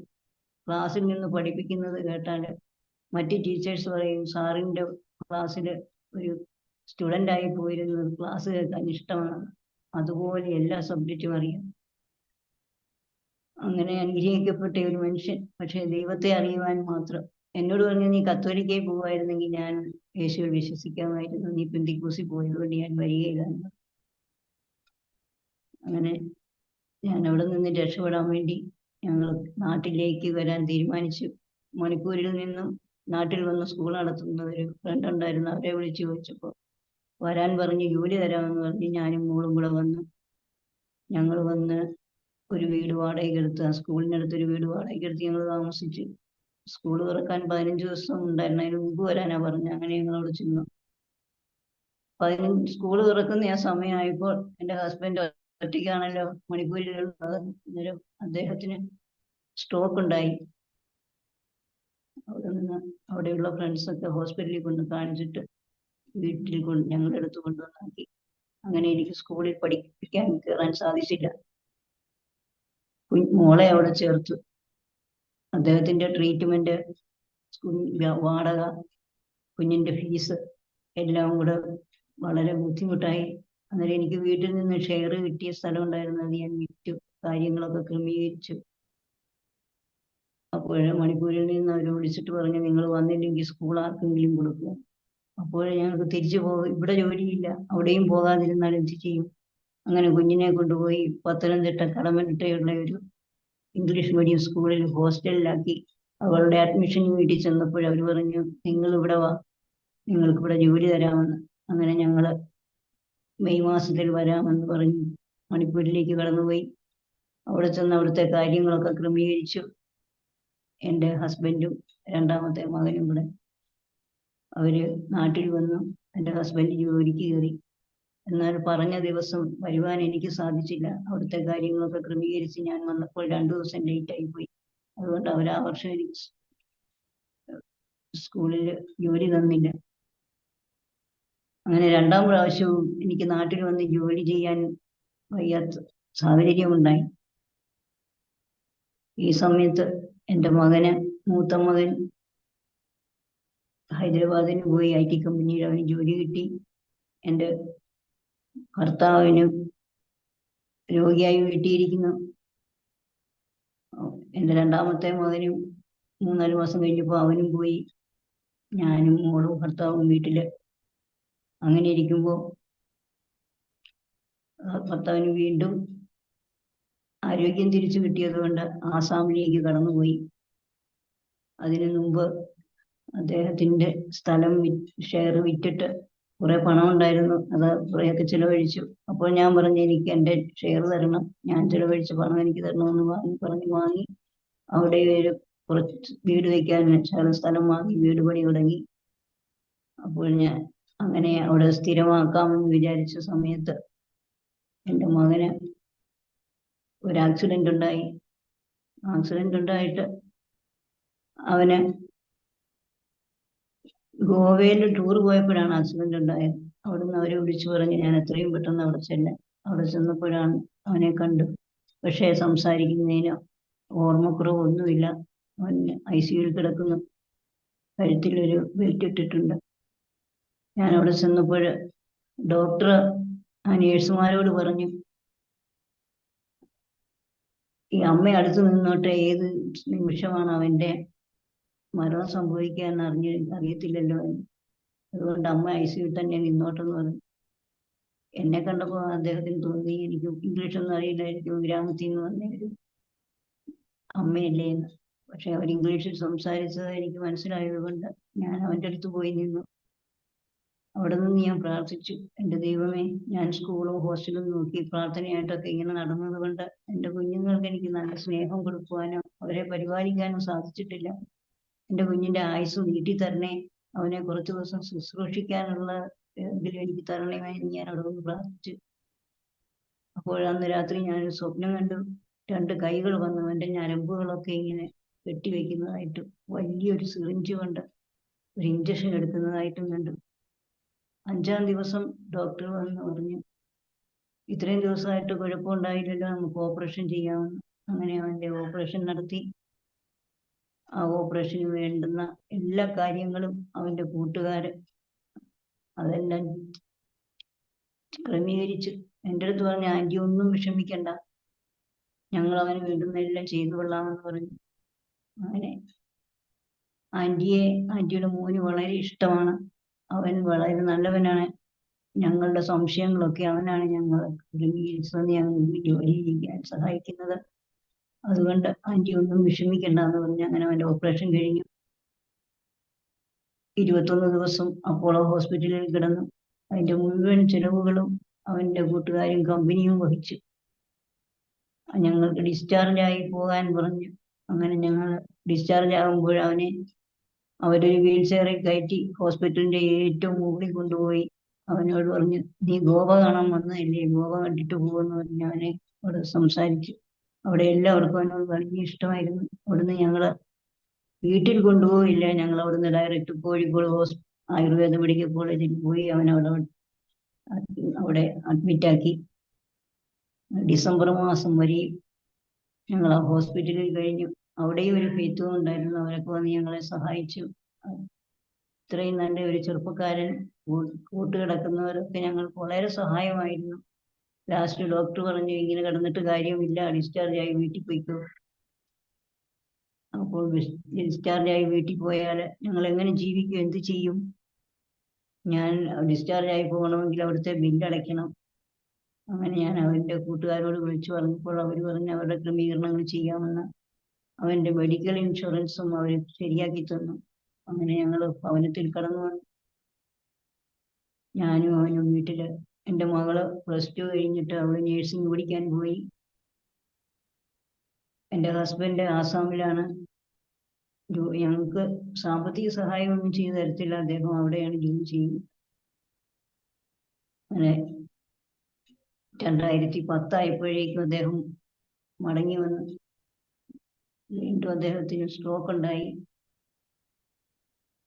അത് കഴിഞ്ഞിട്ട് പിന്നെ ജോലിക്കൊന്നും പോകാൻ വയ്യാതായി, കൈ തളർന്നു പോയി, ഒരു വശത്തെ കൈ.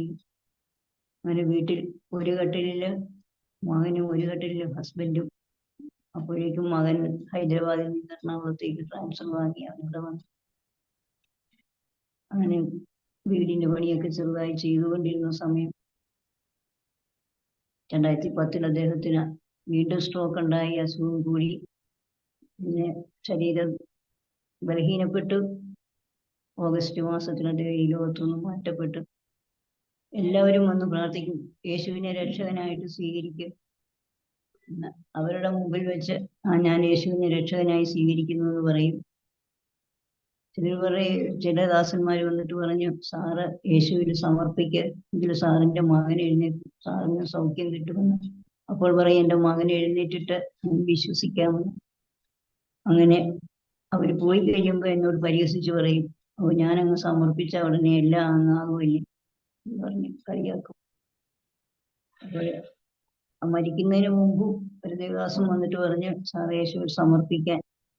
ആത്മാർത്ഥമായിട്ടാണോ എന്നറിഞ്ഞൂടാ, അദ്ദേഹം പറഞ്ഞു കൊടുത്ത വാക്കുകളൊക്കെയും അവിടെ ഏറ്റു പറഞ്ഞു. അങ്ങനെ ഈ ലോകത്തുനിന്ന് മാറ്റപ്പെട്ടു. പിന്നെ എൻ്റെ രണ്ടാമത്തെ മകൻ 2011 വിവാഹിതനായി. അവര് ഭാര്യയും ഭർത്താവും എറണാകുളത്ത് ജോലിയായിരുന്നു. മോള് നേഴ്സിംഗ് പഠിക്കുന്നു. ഈ കുഞ്ഞിനെ നോക്കണം. എൻ്റെ ദൈവം, ഞാൻ ഇവിടെ ചെന്നാലും അവിടെയെല്ലാം എന്നെ സഹായിക്കാൻ ഓരോരുത്തരെ ഒരുക്കും. അവിടെയുള്ള 1-2 ഫാമിലി സ്വന്തം പോലെ എന്നെ നോക്കുകയും എനിക്ക് വേണ്ടുന്ന സഹായങ്ങളൊക്കെ ചെയ്തു തരികയും ചെയ്തു. അങ്ങനെ ഞാനും മോനും എപ്പോഴും എൻ്റെ ജോലി വേഗം തീർക്കും. എന്നിട്ട് ഞാനും അവനും കൂടെ ഇരുന്ന് പ്രാർത്ഥിക്കും. ദൈവം എഴുന്നേൽപ്പിക്കും എന്നുള്ള ഒറ്റ വിശ്വാസമാണ് അവനും ഉണ്ടായിരുന്നു, എനിക്കും ഉണ്ടായിരുന്നു. വരുന്നവരും പറയുമല്ലോ, ദൈവം എഴുന്നേൽപ്പിക്കും എന്ന പൂർണ്ണ വിശ്വാസത്തില് ഞങ്ങളിരുന്ന് രാത്രികാലത്ത് എഴുന്നേറ്റിരുന്ന് പ്രാർത്ഥിക്കുമ്പോൾ ദൂതൻ വന്ന് അവൻ്റെ അടുത്ത് ഇരുന്ന് അവനെ ശുശ്രൂഷിക്കുന്നത് ഞാൻ കണ്ടിട്ടുണ്ട്. അങ്ങനെ അവൻ വളരെ സന്തോഷത്തോടെയാണ് ഇരിക്കുന്നത്. വളരെ ഫേസ്ബുക്ക് ഫ്രണ്ട്സ് ഉണ്ട്. അവൻ്റെ കാര്യം പറഞ്ഞ് കേട്ടിട്ടുള്ള എല്ലാവരും അവനെ കാണാൻ വരികയും പ്രാർത്ഥിക്കുകയും ചെയ്തുകൊണ്ടിരുന്നു. അങ്ങനെ 8 വർഷമാണ് എൻ്റെ കുഞ്ഞ് കിടക്കയിൽ കിടന്നത്. ആ വർഷങ്ങൾ കൊണ്ട് അവൻ ബൈബിള് നന്നായി പഠിച്ചു. എൻ്റെ സംശയങ്ങളൊക്കെ അവൻ എനിക്ക് പറഞ്ഞു തരും. അവന് പൂർണ്ണ വിശ്വാസമായിരുന്നു. അത് കഴിഞ്ഞിട്ട് എൻ്റെ മക്കൾക്ക് കിട്ടുന്ന ശമ്പളം കൊണ്ട് ഞങ്ങൾക്ക് ചിലവിന് തരണം, മോളെ പഠിപ്പിക്കണം. പിന്നീട് അവളുടെ വാടക കൊടുക്കണം. എല്ലാം ബുദ്ധിമുട്ടായപ്പോൾ അവർ പറഞ്ഞ്, പത്തനംതിട്ടയുള്ള വീട് വിറ്റിട്ട് നമുക്ക് എറണാകുളത്ത് വീട് വാങ്ങാമെന്ന്. അങ്ങനെ ഞങ്ങൾ വീടിൻ്റെ പദ്ധതി ഉണ്ടാക്കി അവിടുത്തെ സ്ഥലം വിറ്റ് എറണാകുളത്ത് വന്നു. ഞങ്ങൾ വെച്ച വീട് വിൽക്കാനായിട്ട് പ്ലാൻ ചെയ്തപ്പോൾ അവിടെയുള്ള 1-2 വിശ്വാസികൾക്ക് ആ വീട് വേണം. അവർ വളരെ തുച്ഛമായ പൈസയാണ് പറഞ്ഞത്. ഞാൻ പറഞ്ഞ ഒരു ഇച്ചിരി കാശോ പണം എങ്ങനെയാണ് ഞങ്ങൾ മുടക്കിയ പണം പോലും കിട്ടാതെ ഞങ്ങൾ ഇങ്ങനെ വിൽക്കുന്നതെന്ന് വിചാരിച്ചു. ഞാൻ ദൈവത്തോട്, എനിക്കൊരു സ്വഭാവമുണ്ട്, എനിക്ക് എന്തെങ്കിലും ആവശ്യമുണ്ടെങ്കിൽ അത് എഴുതും, ദൈവത്തിന് എഴുത്തെഴുതും. അല്ലെങ്കിൽ ആ വിഷയം വെച്ച് 1000 പ്രാവശ്യമൊക്കെ സ്തോത്രം എഴുതും എനിക്ക് ഈ വിഷയം സാധിച്ചു തരണം. അങ്ങനെ ഞാൻ യേശുവിനോട് ഞാനൊരു എഴുത്തെഴുതി, എൻ്റെ ദൈവമേ, ഈ വസ്തു നല്ലതെനിക്ക് വിൽക്കുവാൻ എനിക്ക് സാധിക്കണം. അങ്ങനെ എഴുത്തെഴുതി കുറച്ച് ദിവസം കഴിഞ്ഞപ്പോൾ നല്ല വിലയ്ക്ക് ആ വസ്തു വിൽക്കുവാൻ സാധിച്ചു. അത് കഴിഞ്ഞ് എറണാകുളത്ത് ഇപ്പോൾ ഞങ്ങൾ താമസിക്കുന്ന വീട് അവിടെ വന്ന് താമസിച്ചപ്പോൾ അന്നൊരു സ്വതന്ത്ര സഭയിലാണ് ഞങ്ങൾ പോയിക്കൊണ്ടിരുന്നത്. ആ സഭയിലെ ദേവദാസൻ സഭ നടത്തിക്കൊണ്ടിരുന്ന ആ വീട്ടുകാർ പറഞ്ഞ് വീട് ഒഴിഞ്ഞു കൊടുക്കണമെന്ന്. അപ്പോഴവർ പ്ലാൻ ചെയ്തു നമ്മളുടെ വീടിന്റെ ടെറസിൽ ആരാധന തുടങ്ങാം. ഞങ്ങൾ സമ്മതിച്ചു. കാരണം അന്ന് ദൈവം എന്നോട് സംസാരിച്ചത് കൊണ്ടല്ലോ, സകല ജാതികളും വന്നിരുന്ന് ആരാധിക്കുന്ന ആരാധനാലയം നീ തുടങ്ങണമെന്ന്. ദൈവം വാഗ്ദത്തങ്ങളിൽ വിശ്വസ്തനാണ്. അദ്ദേഹം അതിനു വേണ്ടി അവിടെ ഞങ്ങളുടെ വീട് ആരാധനയ്ക്ക് തുറന്നു കൊടുത്തു. അനേക ദൈവദാസന്മാര്, ദൈവമക്കള് കടന്നു വന്നു. അവിടെ ആരാധന 4 വർഷം ആരാധന അവിടെ കഴിഞ്ഞു. പിന്നെ ചില പ്രശ്നങ്ങളൊക്കെ ഉണ്ടായിട്ട് ആരാധന വേറൊരു സ്ഥലത്തേക്ക് മാറ്റി. ഇതിനിടയിൽ എൻ്റെ മകള് മധ്യപ്രദേശത്ത് ജോലി ചെയ്യുമായിരുന്നു. ആ സമയത്ത് അവൾക്ക് വിവാഹം ആലോചന വന്നു, വിവാഹം നടന്നു.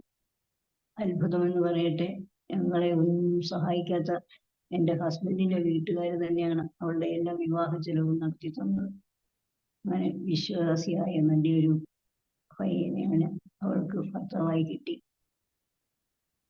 അങ്ങനെ അവര് ഹരിയാന എന്ന സ്ഥലത്ത് കടന്നുപോയി ജോലി ചെയ്തു. അവൾ പല സ്ഥലങ്ങളിലും പോയി. അപ്പോഴാണ് വിദേശത്ത് പോകണമെന്ന് ആഗ്രഹം ഉണ്ടായിട്ട് OET IELTS ഒക്കെ എഴുതി, പല പ്രാവശ്യം എഴുതി. അങ്ങനെ പല ഹോസ്പിറ്റലുകളിൽ മാറി മാറി ഒരു ജോലി ചെയ്തു. ഈ കോവിഡ് വന്ന സമയത്ത് എൻ്റെ മരുമകൾക്ക് അവരുടെ നാട്ടിൽ പോകണമെന്ന് പറഞ്ഞു. അങ്ങനെ അവർ ഹൈദരാബാദിൽ മടങ്ങിപ്പോയി. ആ സമയം ഞാൻ ഒറ്റയ്ക്കായതുകൊണ്ട് എൻ്റെ മകളും കുഞ്ഞും എന്നോട് കൂടെ വന്ന് താമസിച്ചു. ആ സമയം മുതൽ എൻ്റെ വീടിനടുത്തുള്ള ഒരു സ്വതന്ത്ര സഭയുണ്ട്, ഗ്രേസ്. അവിടെയാണ് ഞാൻ പ്രാർത്ഥനയ്ക്ക് പോയി. വളരെ കുറേയേറെ 200ഓളം വിശ്വാസികളുള്ള വലിയൊരു സഭയാണ്. അവിടുത്തെ പാട്ട്, അവിടുത്തെ വചനം, പാട്ടെന്ന് പറഞ്ഞാൽ സ്വർഗീയം, സ്വർഗത്തിലിരിക്കുന്ന പോലെയാണ് അവിടുത്തെ ദേവദാസിയുടെ പാട്ട്. എനിക്ക് വളരെ ആകർഷകമായി തോന്നി. അതുകൊണ്ട് ഞാനിപ്പോൾ കഴിഞ്ഞ 2 വർഷമായിട്ട് ഇവിടെയാണ് കൂടി വരുന്നത്. ഈ സംഭവങ്ങളൊക്കെ നടക്കുമ്പോൾ ദൈവം എന്നെ എപ്പോഴും ബലപ്പെടുത്തി അവിടുന്ന് എന്നെ നടത്തുന്നു. സ്വപ്നങ്ങൾ, ദർശനങ്ങളെല്ലാം എന്നെ കാണിക്കും. എൻ്റെ മകന് ആക്സിഡന്റ് ഉണ്ടാകുന്നതിന് മുമ്പ് 3 പ്രാവശ്യം ദൈവം എൻ്റെ അടുത്ത് പറഞ്ഞതാണ്, നിന്റെ മകന് വേണ്ടി പ്രാർത്ഥിക്കുക എന്ന്. എന്നിട്ട് അവനെ സ്ട്രെച്ചറിൽ കൊണ്ടുപോകുന്നത് എന്നെ കാണിച്ചു. ഞാൻ അന്ന് ആ ദിവസം ഉപവസിക്കും, പ്രാർത്ഥിക്കും. എന്നിട്ട് എൻ്റെ വീടിനടുത്തുള്ള എൻ്റെ വീടിനടുത്ത് 2-3 ആക്സിഡന്റ് മരണം ഉണ്ടായി. അപ്പോൾ ഞാൻ വിചാരിച്ചു, ഇതിനായിരിക്കും ദൈവം എന്നെ അങ്ങനെ കാണിച്ചത്. അങ്ങനെ ഞാൻ അപ്പോഴാണ് ഓർത്തത്, എൻ്റെ മകന് വേണ്ടി തന്നെ ഇത്. ഞാൻ ദേവദാസിനോട് പറഞ്ഞു, അവന് ജോലിയൊക്കെ കിട്ടിപ്പോയില്ലേ, പിന്മാറ്റത്തിലായിരിക്കും, അതുകൊണ്ടാണ്, സംഭവിക്കില്ല എന്ന് പറഞ്ഞു. ഞാൻ കാര്യമാക്കിയില്ല.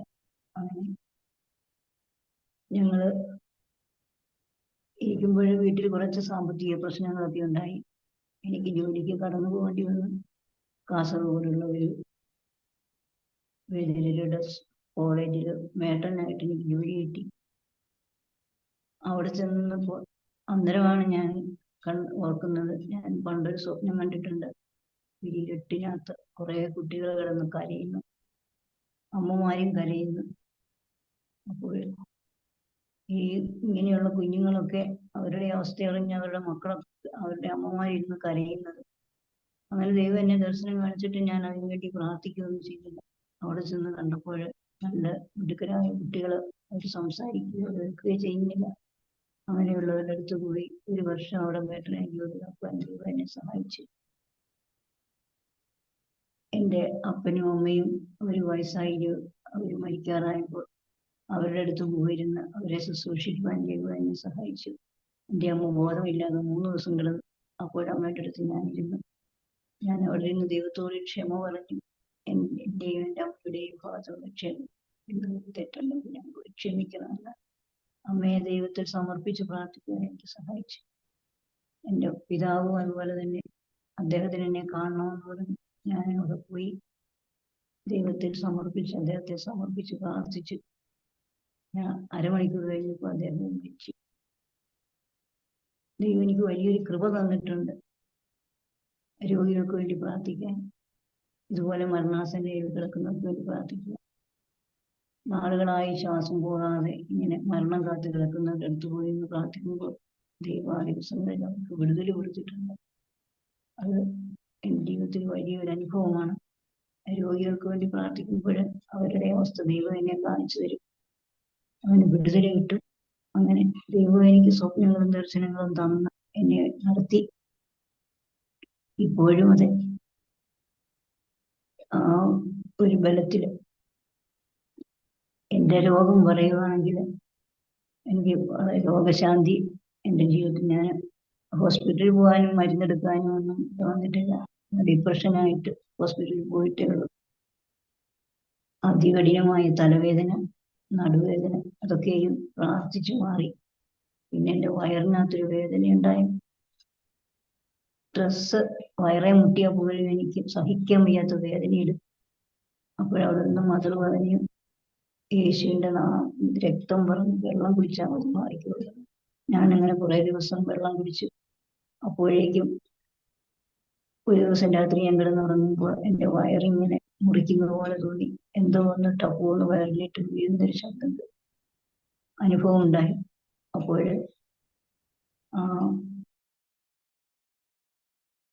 വേദന അതിൽ പിന്നെ എനിക്കുണ്ടായിട്ടില്ല. അതുപോലെ ഈ കൈ തളർന്നുപോയി. എൻ്റെ കൈയെടുത്ത് എനിക്ക് എഴുതാൻ വയ്യ. പ്രാർത്ഥിച്ച് കടുകെണ്ണ തേച്ച് ആ കൈയുടെ വേദന മാറി. തോളത്ത് വലിയ വേദന. അപ്പോൾ ഞാനൊരു കൺവെൻഷന് പോയപ്പോൾ ദേവദാസം പ്രസംഗിച്ച് ദേവദാസം പറഞ്ഞ ആർക്കൊക്കെ എവിടെയൊക്കെയാണ് വേദനയുള്ളത് കൈവച്ച് പ്രാർത്ഥിക്കാൻ പോവാന്ന്. അങ്ങനെ ഞാൻ കൈവച്ച് പ്രാർത്ഥിച്ചപ്പോൾ അവിടെ ഇരുന്ന് ഞാൻ ഛർദ്ദിച്ചു. അതോടെ എൻ്റെ ആ കൈയുടെ ശരീരത്തിന്റെ വേദനകളൊക്കെ മാറിപ്പോയി. പിന്നീട് എന്നെ വിഷന്തി കിട്ടിയിട്ടുണ്ട്. ഒരു ദിവസം രാവിലെ എഴുന്നേൽക്കുമ്പോൾ കാലിന് ചുറിച്ചിൽ നോക്കിയപ്പോൾ 2 പാട് അതിന് ചുറ്റും കുമളയായിട്ട് ഇങ്ങനെ നിൽക്കുന്നു. 2 ദിവസം കഴിഞ്ഞപ്പോഴേക്കും എൻ്റെ ശരീരം മുഴുവനും ആ കുമള വന്ന് പൊട്ടി വ്രണമായി. ഞാൻ ചുറിച്ചിൽ കൊണ്ട് നല്ല മഞ്ഞളും അരിവേപ്പും ഇട്ട് തിളപ്പിച്ച് വെള്ളം കൊണ്ട് ഞാൻ ചൂട് പിടിക്കും, ചൊറിച്ചൊന്ന് മാറ്റം കിട്ടും. അങ്ങനെ വളരെ ആവശ്യമായി. അപ്പോൾ ഞാൻ എൻ്റെ ഹസ്ബൻഡിനോട് പറഞ്ഞു, എനിക്കൊരു നല്ല ചായ കുടിക്കണം, എനിക്ക് പാല് വേണമെന്ന് പറഞ്ഞു. എൻ്റെ ഹസ്ബൻഡ് വാങ്ങിക്കാമെന്ന് പറഞ്ഞ് പോയിട്ട് വണ്ടി കയറി അദ്ദേഹത്തിൻ്റെ വീട്ടിൽ പോയി. ഞാൻ പാലിപ്പോൾ കൊണ്ടുവരും നോക്കിയിരുന്നിട്ട് വന്നു. അവിടെ ചെന്നിട്ട് എന്നോട് ഫോൺ വിളിച്ചു പറഞ്ഞു. ഞാനിങ്ങ് വീട്ടിൽ വന്നു. എനിക്ക് ആശ്രയിപ്പാനും എന്നെ സഹായിപ്പാനും ആരുമില്ലാത്ത അവസ്ഥയിൽ ദേഹം മുഴുവനും വരണം, ആരോട് പറയും. അങ്ങനെ 1.5 വർഷത്തോളം ആ ശരീരം മുഴുവനും പൊട്ടിയളിയാത്ത ശരീരത്തിൽ ഒരു ഭാഗവും ഇല്ല, പോലെ വ്രണമായി. ഞാൻ ആഹാരം ക്രമീകരിച്ചു. ഉപ്പമുള്ളത് ഒന്നും കഴിക്കാതെ കഞ്ഞിയും സവോളയും മാത്രം ഉച്ചക്കുമ്പോൾ കോരി കുടിക്കും, ഈ പ്രാർത്ഥിക്കും. അങ്ങനെ 1.5 വർഷം കൊണ്ടാണ് എൻ്റെ രോഗം മാറി കിട്ടിയത്. പിന്നീട് എൻ്റെ കാലിൻ്റെ മുട്ടൊടിഞ്ഞിട്ടുണ്ട്. ഞങ്ങളൊരു കൺവെൻഷന് പോയപ്പോൾ ഞാൻ സാരിയിൽ തട്ടി വീണതാണ്. അന്ന് എനിക്ക് നടക്കാൻ വയ്യ, നീര് വെച്ച് വീങ്ങി. അവരെന്നെ ഡോക്ടറിൽ കൊണ്ട് കിടത്തി. ആ സിസ്റ്റേഴ്സൊക്കെ വന്ന് കണ്ടിട്ട് എൻ്റെ അടുത്ത് പറഞ്ഞു, എൻ്റെ ദൈവമേ, ഈ പ്ലാസ്റ്ററിട്ട കാലം കൊണ്ട് എങ്ങനെ ഹസ്ബൻഡിൻ്റെ അടുത്തേക്ക് ചെല്ലും? ഞങ്ങൾക്ക് എൻ്റെ കൂടെ വന്നവർക്ക് അതെല്ലാം ബുദ്ധിമുട്ടാവുമല്ലോ. ആ സിസ്റ്റർമാർ എൻ്റെ കാലിൽ തൊട്ടവിടെ ഇരുന്ന് ഇത് കരഞ്ഞു പ്രാർത്ഥിച്ചു. ആ സമയം എൻ്റെ കാലിൻ്റെ നീരിറങ്ങി വേദന മാറി എൻ്റെ കാല് പോകുന്ന അവസ്ഥയിലായി. വൈകിട്ടത്തെ മീറ്റിങ്ങിന് നടന്നു പോകാൻ ദൈവം അത്ഭുതം ചെയ്തു സൗഖ്യം. അങ്ങനെ എൻ്റെ ശരീരത്തിലുണ്ടാകുന്ന എല്ലാ രോഗങ്ങൾക്കും വലിയ അത്ഭുതങ്ങൾ തന്നെ എൻ്റെ ശരീരത്തിൽ ചെയ്തിട്ടുണ്ട്. അതുപോലെ മെനപ്പോസ് ആകുന്ന സമയത്ത് ബ്ലീഡിങ് ഞാൻ ഇന്ന് നിൽക്കുന്ന ആളെ നിൽക്കുമെന്ന് ഓർത്തിട്ട് 1.5 മാസത്തോളം ബ്ലീഡ്. മകൻ കിടക്കുന്നു, അവനെ ഇട്ടിട്ട് ഞാൻ എങ്ങനെ ഹോസ്പിറ്റലിൽ പോകും? അവനെ ആരും നോക്കും? എന്നെ ആരും നോക്കും? അല്ലെ എൻ്റെ കുഞ്ഞുങ്ങൾ ലീവ് എടുത്തു വരണം, എൻ്റെ മകൻ ലീവ് എടുത്തു വരണം, എൻ്റെ മകൾ പഠിത്തം നിർത്തണം, അങ്ങനെയൊക്കെയുള്ള അവസ്ഥ ഉണ്ടായി. ആ സമയം ഒരു ദിവസം ഞാനൊന്ന് ചുമച്ചു, ഛർദിച്ചു. അന്നെൻ്റെ ബ്ലീഡിങ്ങിൽ നിന്നും അങ്ങനെ ദൈവം എനിക്ക് സൗഖ്യം തന്നു. അങ്ങനെ ശരീരത്തിലെ ഓരോ അവയവത്തെയും ദൈവം ഇന്നും ബലത്തോടെ നടത്തുന്നു.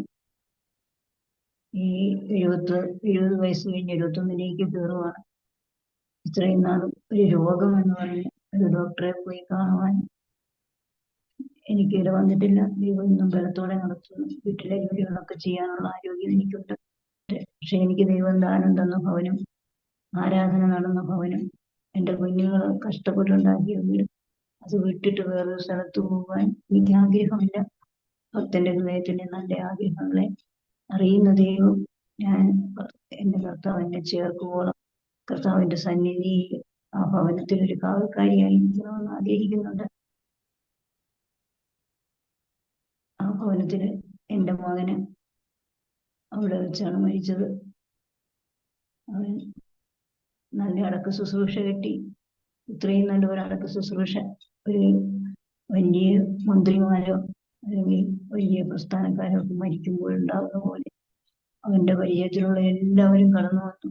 അനേക സഭകളിലെ ദേവദാസൻ, അവന് വേണ്ടി പ്രാർത്ഥിച്ചിട്ടുള്ള ദേവദാസന്മാരും അവരുടെ സഭയിലെ ആളുകളെല്ലാം കടന്നു വന്നു. അങ്ങനെ ഒരു നല്ല ഒരടക്ക ശുശ്രൂഷ അവന് കൊടുത്തു.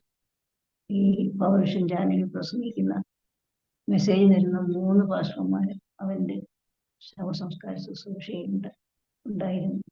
അങ്ങനെ വലിയ ഒരു ശുശ്രൂഷ സഭാപ്രസംഗയിൽ പറയുന്നത് പോലെ അത് നല്ലൊരടക്കാരാധനയും. എൻ്റെ മകളുടെ വലിയ വിവാഹവും എനിക്ക് 2 തലമുറയും ആ വീട്ടിൽ തന്നാണ്. അതുകൊണ്ട് ആ വീട് വിട്ടു പോകാൻ ഞാൻ ആഗ്രഹിക്കുന്നു. പക്ഷെ അമേരിക്കയിൽ നിന്ന് വിളിക്കുന്ന സഹോദരി പറയും, അവൾ നമുക്ക് വേറൊരു സ്ഥലത്ത് വീട് വാങ്ങി നമുക്ക് ഒന്നിച്ച് താമസിച്ച് പ്രാർത്ഥന നടത്താം. എന്താണ് ദൈവഹിതം എന്ന് എനിക്ക് അറിഞ്ഞൂടാ. ദൈവഹിതം പോലെ ദൈവം എന്നെ നടത്തട്ടെ. ഇപ്പോഴ് ഞാനായിരിക്കുന്നത് ഞങ്ങളുടെ വീട്ടില് സഭ നടത്തിയ ദേവദാസന്മാരാണ്. കോവിഡ് വന്നപ്പോൾ അവിടെ സഭ നിന്നുപോയി. വിശ്വാസികളെല്ലാം പല സ്ഥലങ്ങളിൽ പോയി. കോവിഡ് കഴിഞ്ഞിട്ട് സഭ പിന്നെ തുടർന്നില്ല. ഇപ്പോഴും ആ ദേവദാസനും ദാസിയും എൻ്റെ സ്വന്തം അമ്മയെ പോലെ അവരെന്നെ നോക്കുന്നു. എൻ്റെയും എൻ്റെ കുഞ്ഞുങ്ങളുടെ ഏത് ആവശ്യത്തിലും അവർക്ക് ഞങ്ങൾ സഹോദരങ്ങളെ പോലെ ഞങ്ങളോടൊപ്പം നിൽക്കുന്നു. അവര് ഇപ്പോൾ ശുശ്രൂഷ ചെയ്യുന്ന ആ മണ്ഡലം ഏറ്റവും വികസിക്കട്ടെ. അവരുടെ ആഗ്രഹം പോലെ കർത്തൃവേല ചെയ്യുവാൻ ദൈവം അവരെ സഹായിക്കണം. അതിനുവേണ്ടിയുള്ള പ്രാർത്ഥനയുണ്ട്. ഇത്രയൊക്കെ കാര്യങ്ങളാണ് എനിക്ക് പറയാനുള്ളത്. ഇതിന് ഏറ്റവും പറയാനുള്ളത്, എൻ്റെ കഷ്ടത്തിൽ ദൈവം എന്നെ ഉപേക്ഷിക്കാതെ നിലവിളി കേൾക്കുന്ന ദൈവം തക്ക സമയത്ത് വഴിയും നിൽക്കുന്ന എന്നെ സഹായിച്ചതാണ്. എൻ്റെ മകൻ്റെ അവസാനത്തെ ദിവസങ്ങൾ 1.5 മാസത്തോളം അവൻ ഹോസ്പിറ്റലിലായിരുന്നു. ആ സമയത്ത് അവൻ്റെ ഒരു ഫേസ്ബുക്ക് ഫ്രണ്ടാണ് ലക്ഷങ്ങൾ അവന് വേണ്ടി മുടക്കിയത്. അവന് ആപത്തുണ്ടായ ആ സമയത്ത് സഹായിക്കാൻ ആരുമില്ലാതെ ഞാൻ നിലവിളിച്ചപ്പോൾ ദൈവം എൻ്റെ അടുത്ത് പറഞ്ഞു, നിങ്ങൾക്ക് വേണ്ടി നിങ്ങളെ സഹായിപ്പാനും നിങ്ങളെ വിടുവിപ്പാനും നിങ്ങളെ സ്നേഹിപ്പാനും പ്രാർത്ഥിപ്പാനും ഞാൻ അനേകരെ ഒരുക്കിയിട്ടുണ്ട്. അതുകൊണ്ട് ആ വചനത്തിൽ ഞാൻ ആ ശബ്ദത്തിൽ ഞാൻ ഉറച്ചു വിശ്വസിച്ചു. അവൻ്റെ എല്ലാ ആവശ്യങ്ങളും, എൻ്റെ മകളുടെ എല്ലാവരുടെയും ആവശ്യങ്ങളും മറ്റുള്ളവരുടെ മുമ്പിൽ ലജ്ജിക്കാതെ വണ്ണം ദൈവം നടത്തി തന്നു. ആ ദൈവത്തിന് സ്തോത്രം ചെയ്യുന്നു. സ്തുതിക്കുന്നു. എൻ്റെ ദർശനങ്ങൾ എന്ന് പറയുമ്പോൾ എനിക്ക് ആ ഡിപ്രഷൻ്റെ അസുഖം ഉണ്ടാകുന്നതിന് ഞാനൊരു സ്വപ്നം കണ്ടു. കുറെ സ്ത്രീകൾ പൂവും വെള്ളവുമായിട്ട് എൻ്റെ അടുക്കിലേക്ക് വരുന്നു. അവർ വന്ന് എനിക്ക് ചുറ്റും നിന്നിട്ട് അവർ പ്രാർത്ഥിച്ച് ആ പൂക്കൾ എൻ്റെ ദേഹത്തേക്ക് എറിയുകയാണ്. അത് ഒരു വൃത്തം പോലെ വരച്ചിട്ട് ആ വൃത്തത്തിന് വെളിയിലാണ് പൂവും വെള്ളവും പോകും.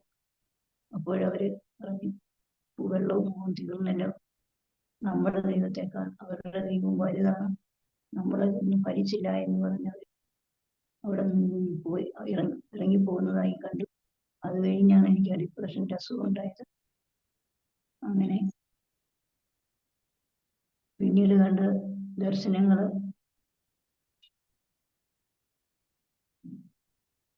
ഞാൻ എൻ്റെ കുടുംബജീവിതത്തിൽ വളരെ പ്രശ്നങ്ങൾ ഉണ്ടായപ്പോൾ ഞാൻ ആത്മഹത്യ ചെയ്യാനായിട്ട് 3 പ്രാവശ്യം ശ്രമിച്ചിട്ടുണ്ട്.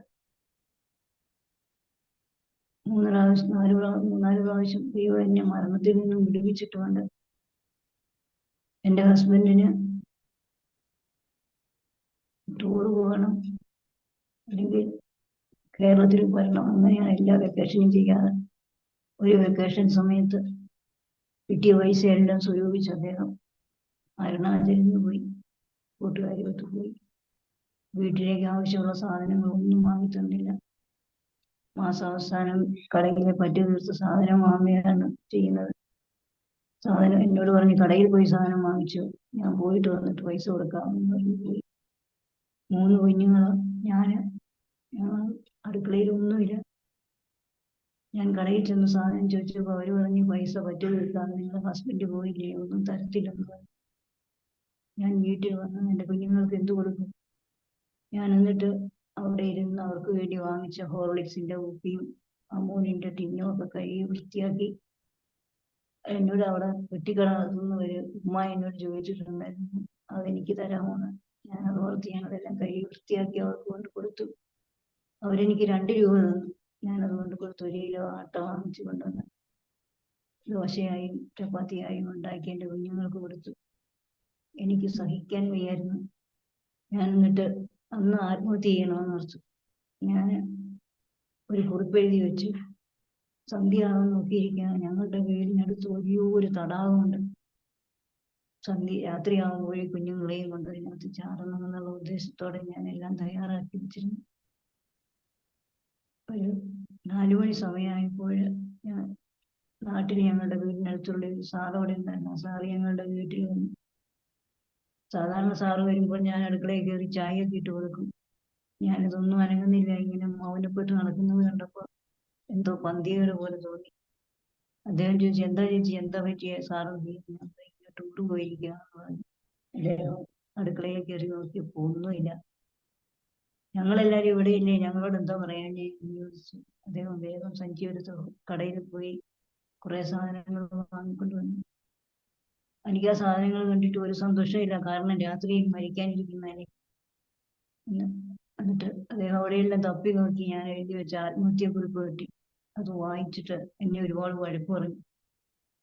ഈ നിഷ്കളങ്കരായ കുഞ്ഞുങ്ങളെ കൊല്ലാനാണെന്ന് ഉദ്ദേശിച്ച് ഞങ്ങളെല്ലാവരും ഇവിടെ ഇല്ലേ എന്നൊക്കെ ചോദിച്ചു. അദ്ദേഹം അവിടെ ഇരുന്നു. ഞാൻ എന്നിട്ടും അടുക്കളയിൽ കയറി ഒന്നും ഉണ്ടാക്കുന്നില്ല. അദ്ദേഹം പറഞ്ഞു, അടുക്കളയിൽ കയറി കുക്ക് ചെയ്യുക, അത് കണ്ടിട്ടാ ഞാൻ പോകുമെന്ന് പറഞ്ഞിട്ട് അവിടെ ഇരുന്നു. ഞാൻ പിന്നെ കയറി ആഹാരം ഉണ്ടാക്കി. എന്നിട്ട് കുറെ രാത്രി വരെ അദ്ദേഹം അവിടെ ഇരുന്നിട്ടാണ് ഞങ്ങൾ കുഞ്ഞുങ്ങളൊക്കെ ഉറങ്ങി. എന്നിട്ടാണ് അദ്ദേഹം പോയത്. അങ്ങനെ ആത്മഹത്യയിൽ നിന്ന് ദൈവം എന്നെ രക്ഷിച്ചു. പിന്നീട് ഒരു സംഭവം കൂടെ ഉണ്ടായിട്ടുണ്ട്. ഒരു ദിവസം രാത്രിയിൽ ഞാൻ കിടന്നുറങ്ങുമ്പോൾ അദ്ദേഹം എന്ത് ചെയ്തെന്ന് അറിഞ്ഞൂടാ, ഞാനൊരു വലിയ ശബ്ദം എന്നിൽ നിന്ന് ഉണ്ടായതായിട്ട് എനിക്കറിയാം. ഞാനവിടെ ആ ശബ്ദം, അലറിയ ശബ്ദം, അത് കേട്ട് ഞങ്ങളുടെ ക്വാർട്ടേഴ്സിൽ താമസിക്കുന്നവരും അവിടുത്തെ ചൗക്കിദാരും എല്ലാവരും ഓടി വന്നു. ഒന്ന് നോക്കിയപ്പോൾ ഞാൻ മരിച്ചു കിടക്കുകയാണ്. അവർ പറഞ്ഞു, എന്ത് പറ്റിയെന്ന് അറിഞ്ഞൂടാന്ന്. എൻ്റെ ഹസ്ബൻഡ് പറഞ്ഞാൽ എന്ത് പറ്റിയെന്ന് അറിഞ്ഞൂടാ, അവിടെ ശബ്ദം കേട്ടാണ് ഞാനും ഉണർന്നതെന്ന്. അവർ നോക്കിയപ്പോൾ ഞാൻ മരിച്ചുപോയി, എൻ്റെ ജീവൻ എന്നിൽ നിന്ന് പോയതാണ്. എന്നിട്ട് അവർ പറഞ്ഞ് ഹോസ്പിറ്റലിൽ കൊണ്ടുപോകാൻ ഒക്കത്തില്ലല്ലോ. അങ്ങനെ ഓണറുടെ ജീപ്പിൽ എന്നെ ഹോസ്പിറ്റലിൽ കൊണ്ടുപോയി. എൻ്റെ മൂത്ത മോനും എന്നോടൊപ്പം വന്നു. രണ്ടാമത്തെ മോനെയും മോളെയും ചൗക്കിദാറിൻ്റെ വീട്ടിൽ അവർ നോക്കി. ഞങ്ങൾ ഹോസ്പിറ്റലിൽ പോയി. അവിടെ എന്നെ കണ്ടിട്ട് അവർ പോലീസ് വന്ന് കേസെടുക്കാൻ തുടങ്ങുകയാണ്. കൊലപാതകത്തിന് എന്ന് അദ്ദേഹം എൻ്റെ ഹസ്ബൻഡിനെ കണ്ടു. സാറെന്താ ഇവിടെ നിൽക്കുന്നതെന്ന് ചോദിച്ചപ്പോൾ പറഞ്ഞു, എൻ്റെ വൈഫിന് ഇങ്ങനെ പ്രശ്നം ഉണ്ടായിട്ട് കൊണ്ടുവന്നതാണെന്ന് പറഞ്ഞു. അദ്ദേഹം കയറി വന്നിട്ട് ഡോക്ടറോടൊക്കെ പറഞ്ഞു, പോലീസിനോട് പറഞ്ഞു, ഇത് ഞങ്ങളുടെ സ്കൂളിലെ ടീച്ചേഴ്സാണ്, ഇവർ ഒരു പ്രശ്നവും ഇല്ലാത്ത നല്ല സ്നേഹത്തിലിരിക്കുന്നവരാ, എന്താണെന്ന് അറിഞ്ഞൂടാ, കേസൊന്നും എടുക്കരുതെന്ന് പറഞ്ഞു.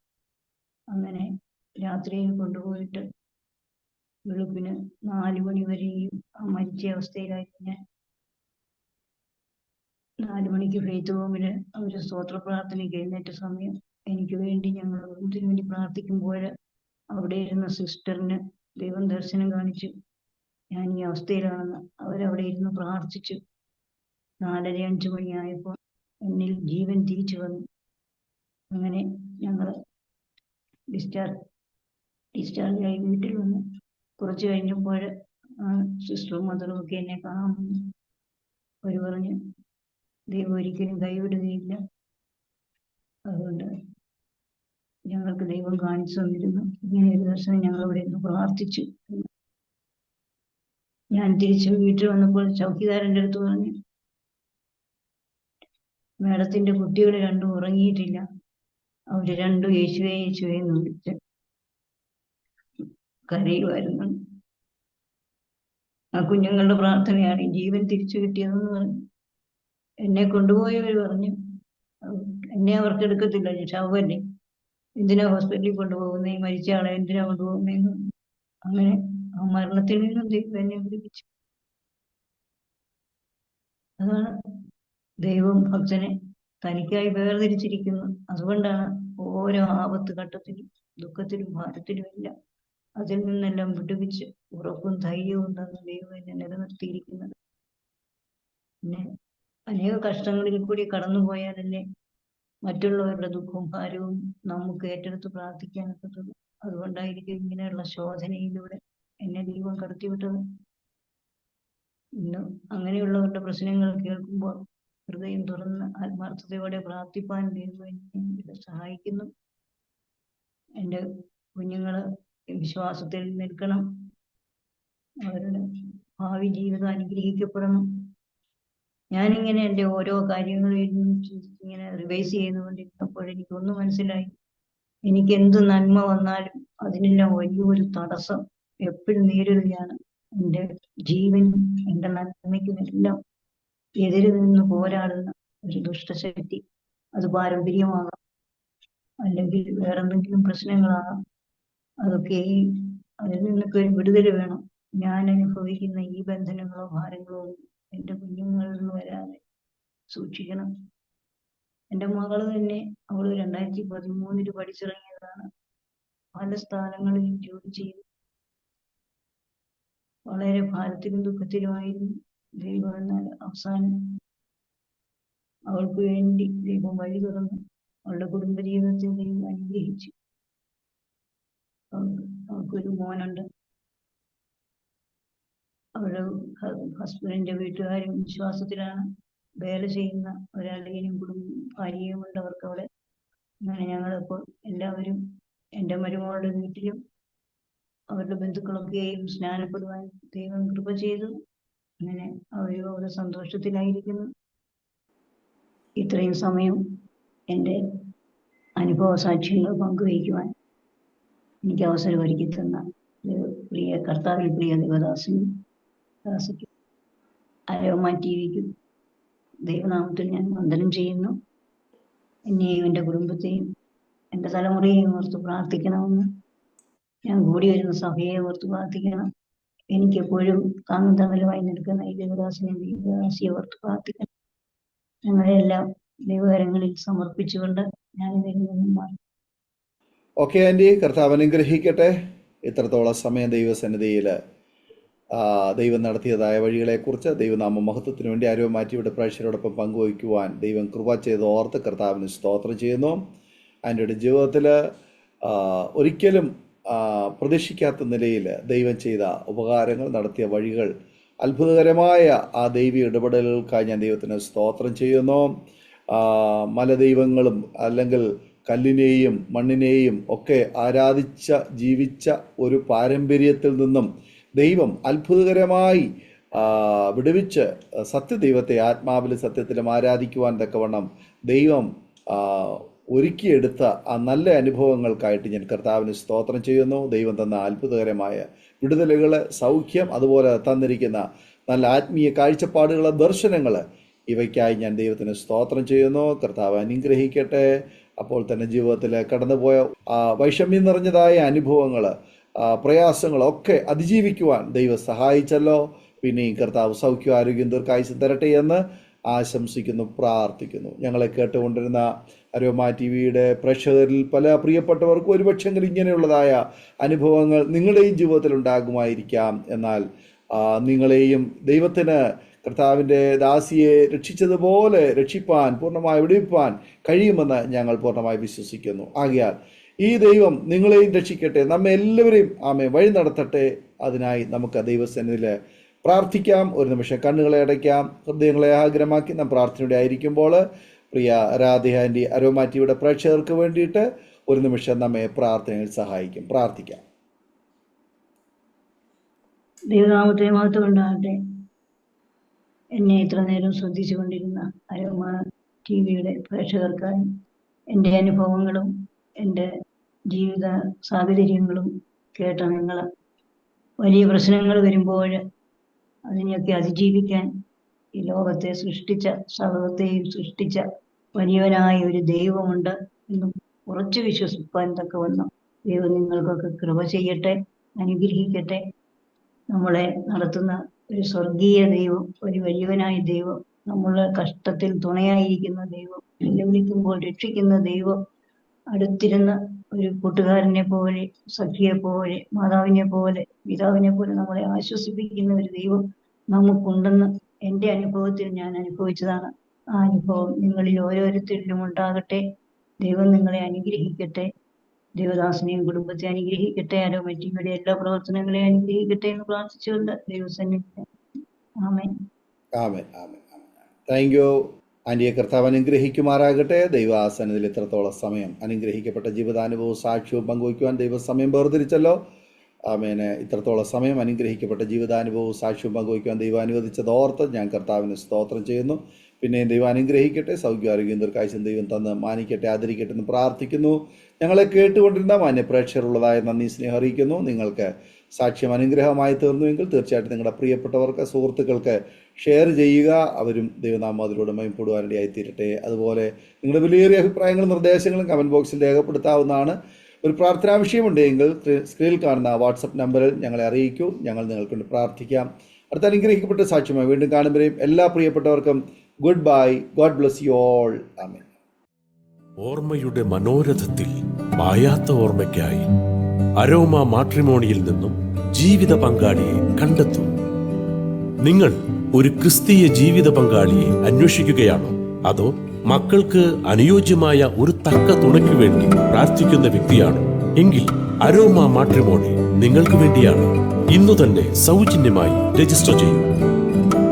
അരോമ മാട്രിമോണിയുടെ പ്രത്യേകതകൾ: രജിസ്ട്രേഷൻ തികച്ചും സൗജന്യം. ലോകത്തെവിടെയുമുള്ള അനുയോജ്യമായ ക്രിസ്തീയ ജീവിത പങ്കാളിയെ തിരഞ്ഞെടുക്കാം. വിവാഹം നടക്കുന്നതുവരെ സർവീസ് ലഭിക്കുന്നു. ഏറ്റവും ചെറിയ പാക്കേജുകളും തിരഞ്ഞെടുക്കാം. അരോമ മാട്രിമോണി നിങ്ങൾക്കായി ഒരുക്കുന്നു വിവാഹം പരമാനന്ദം. Email aroma matrimony2020@gmail.com.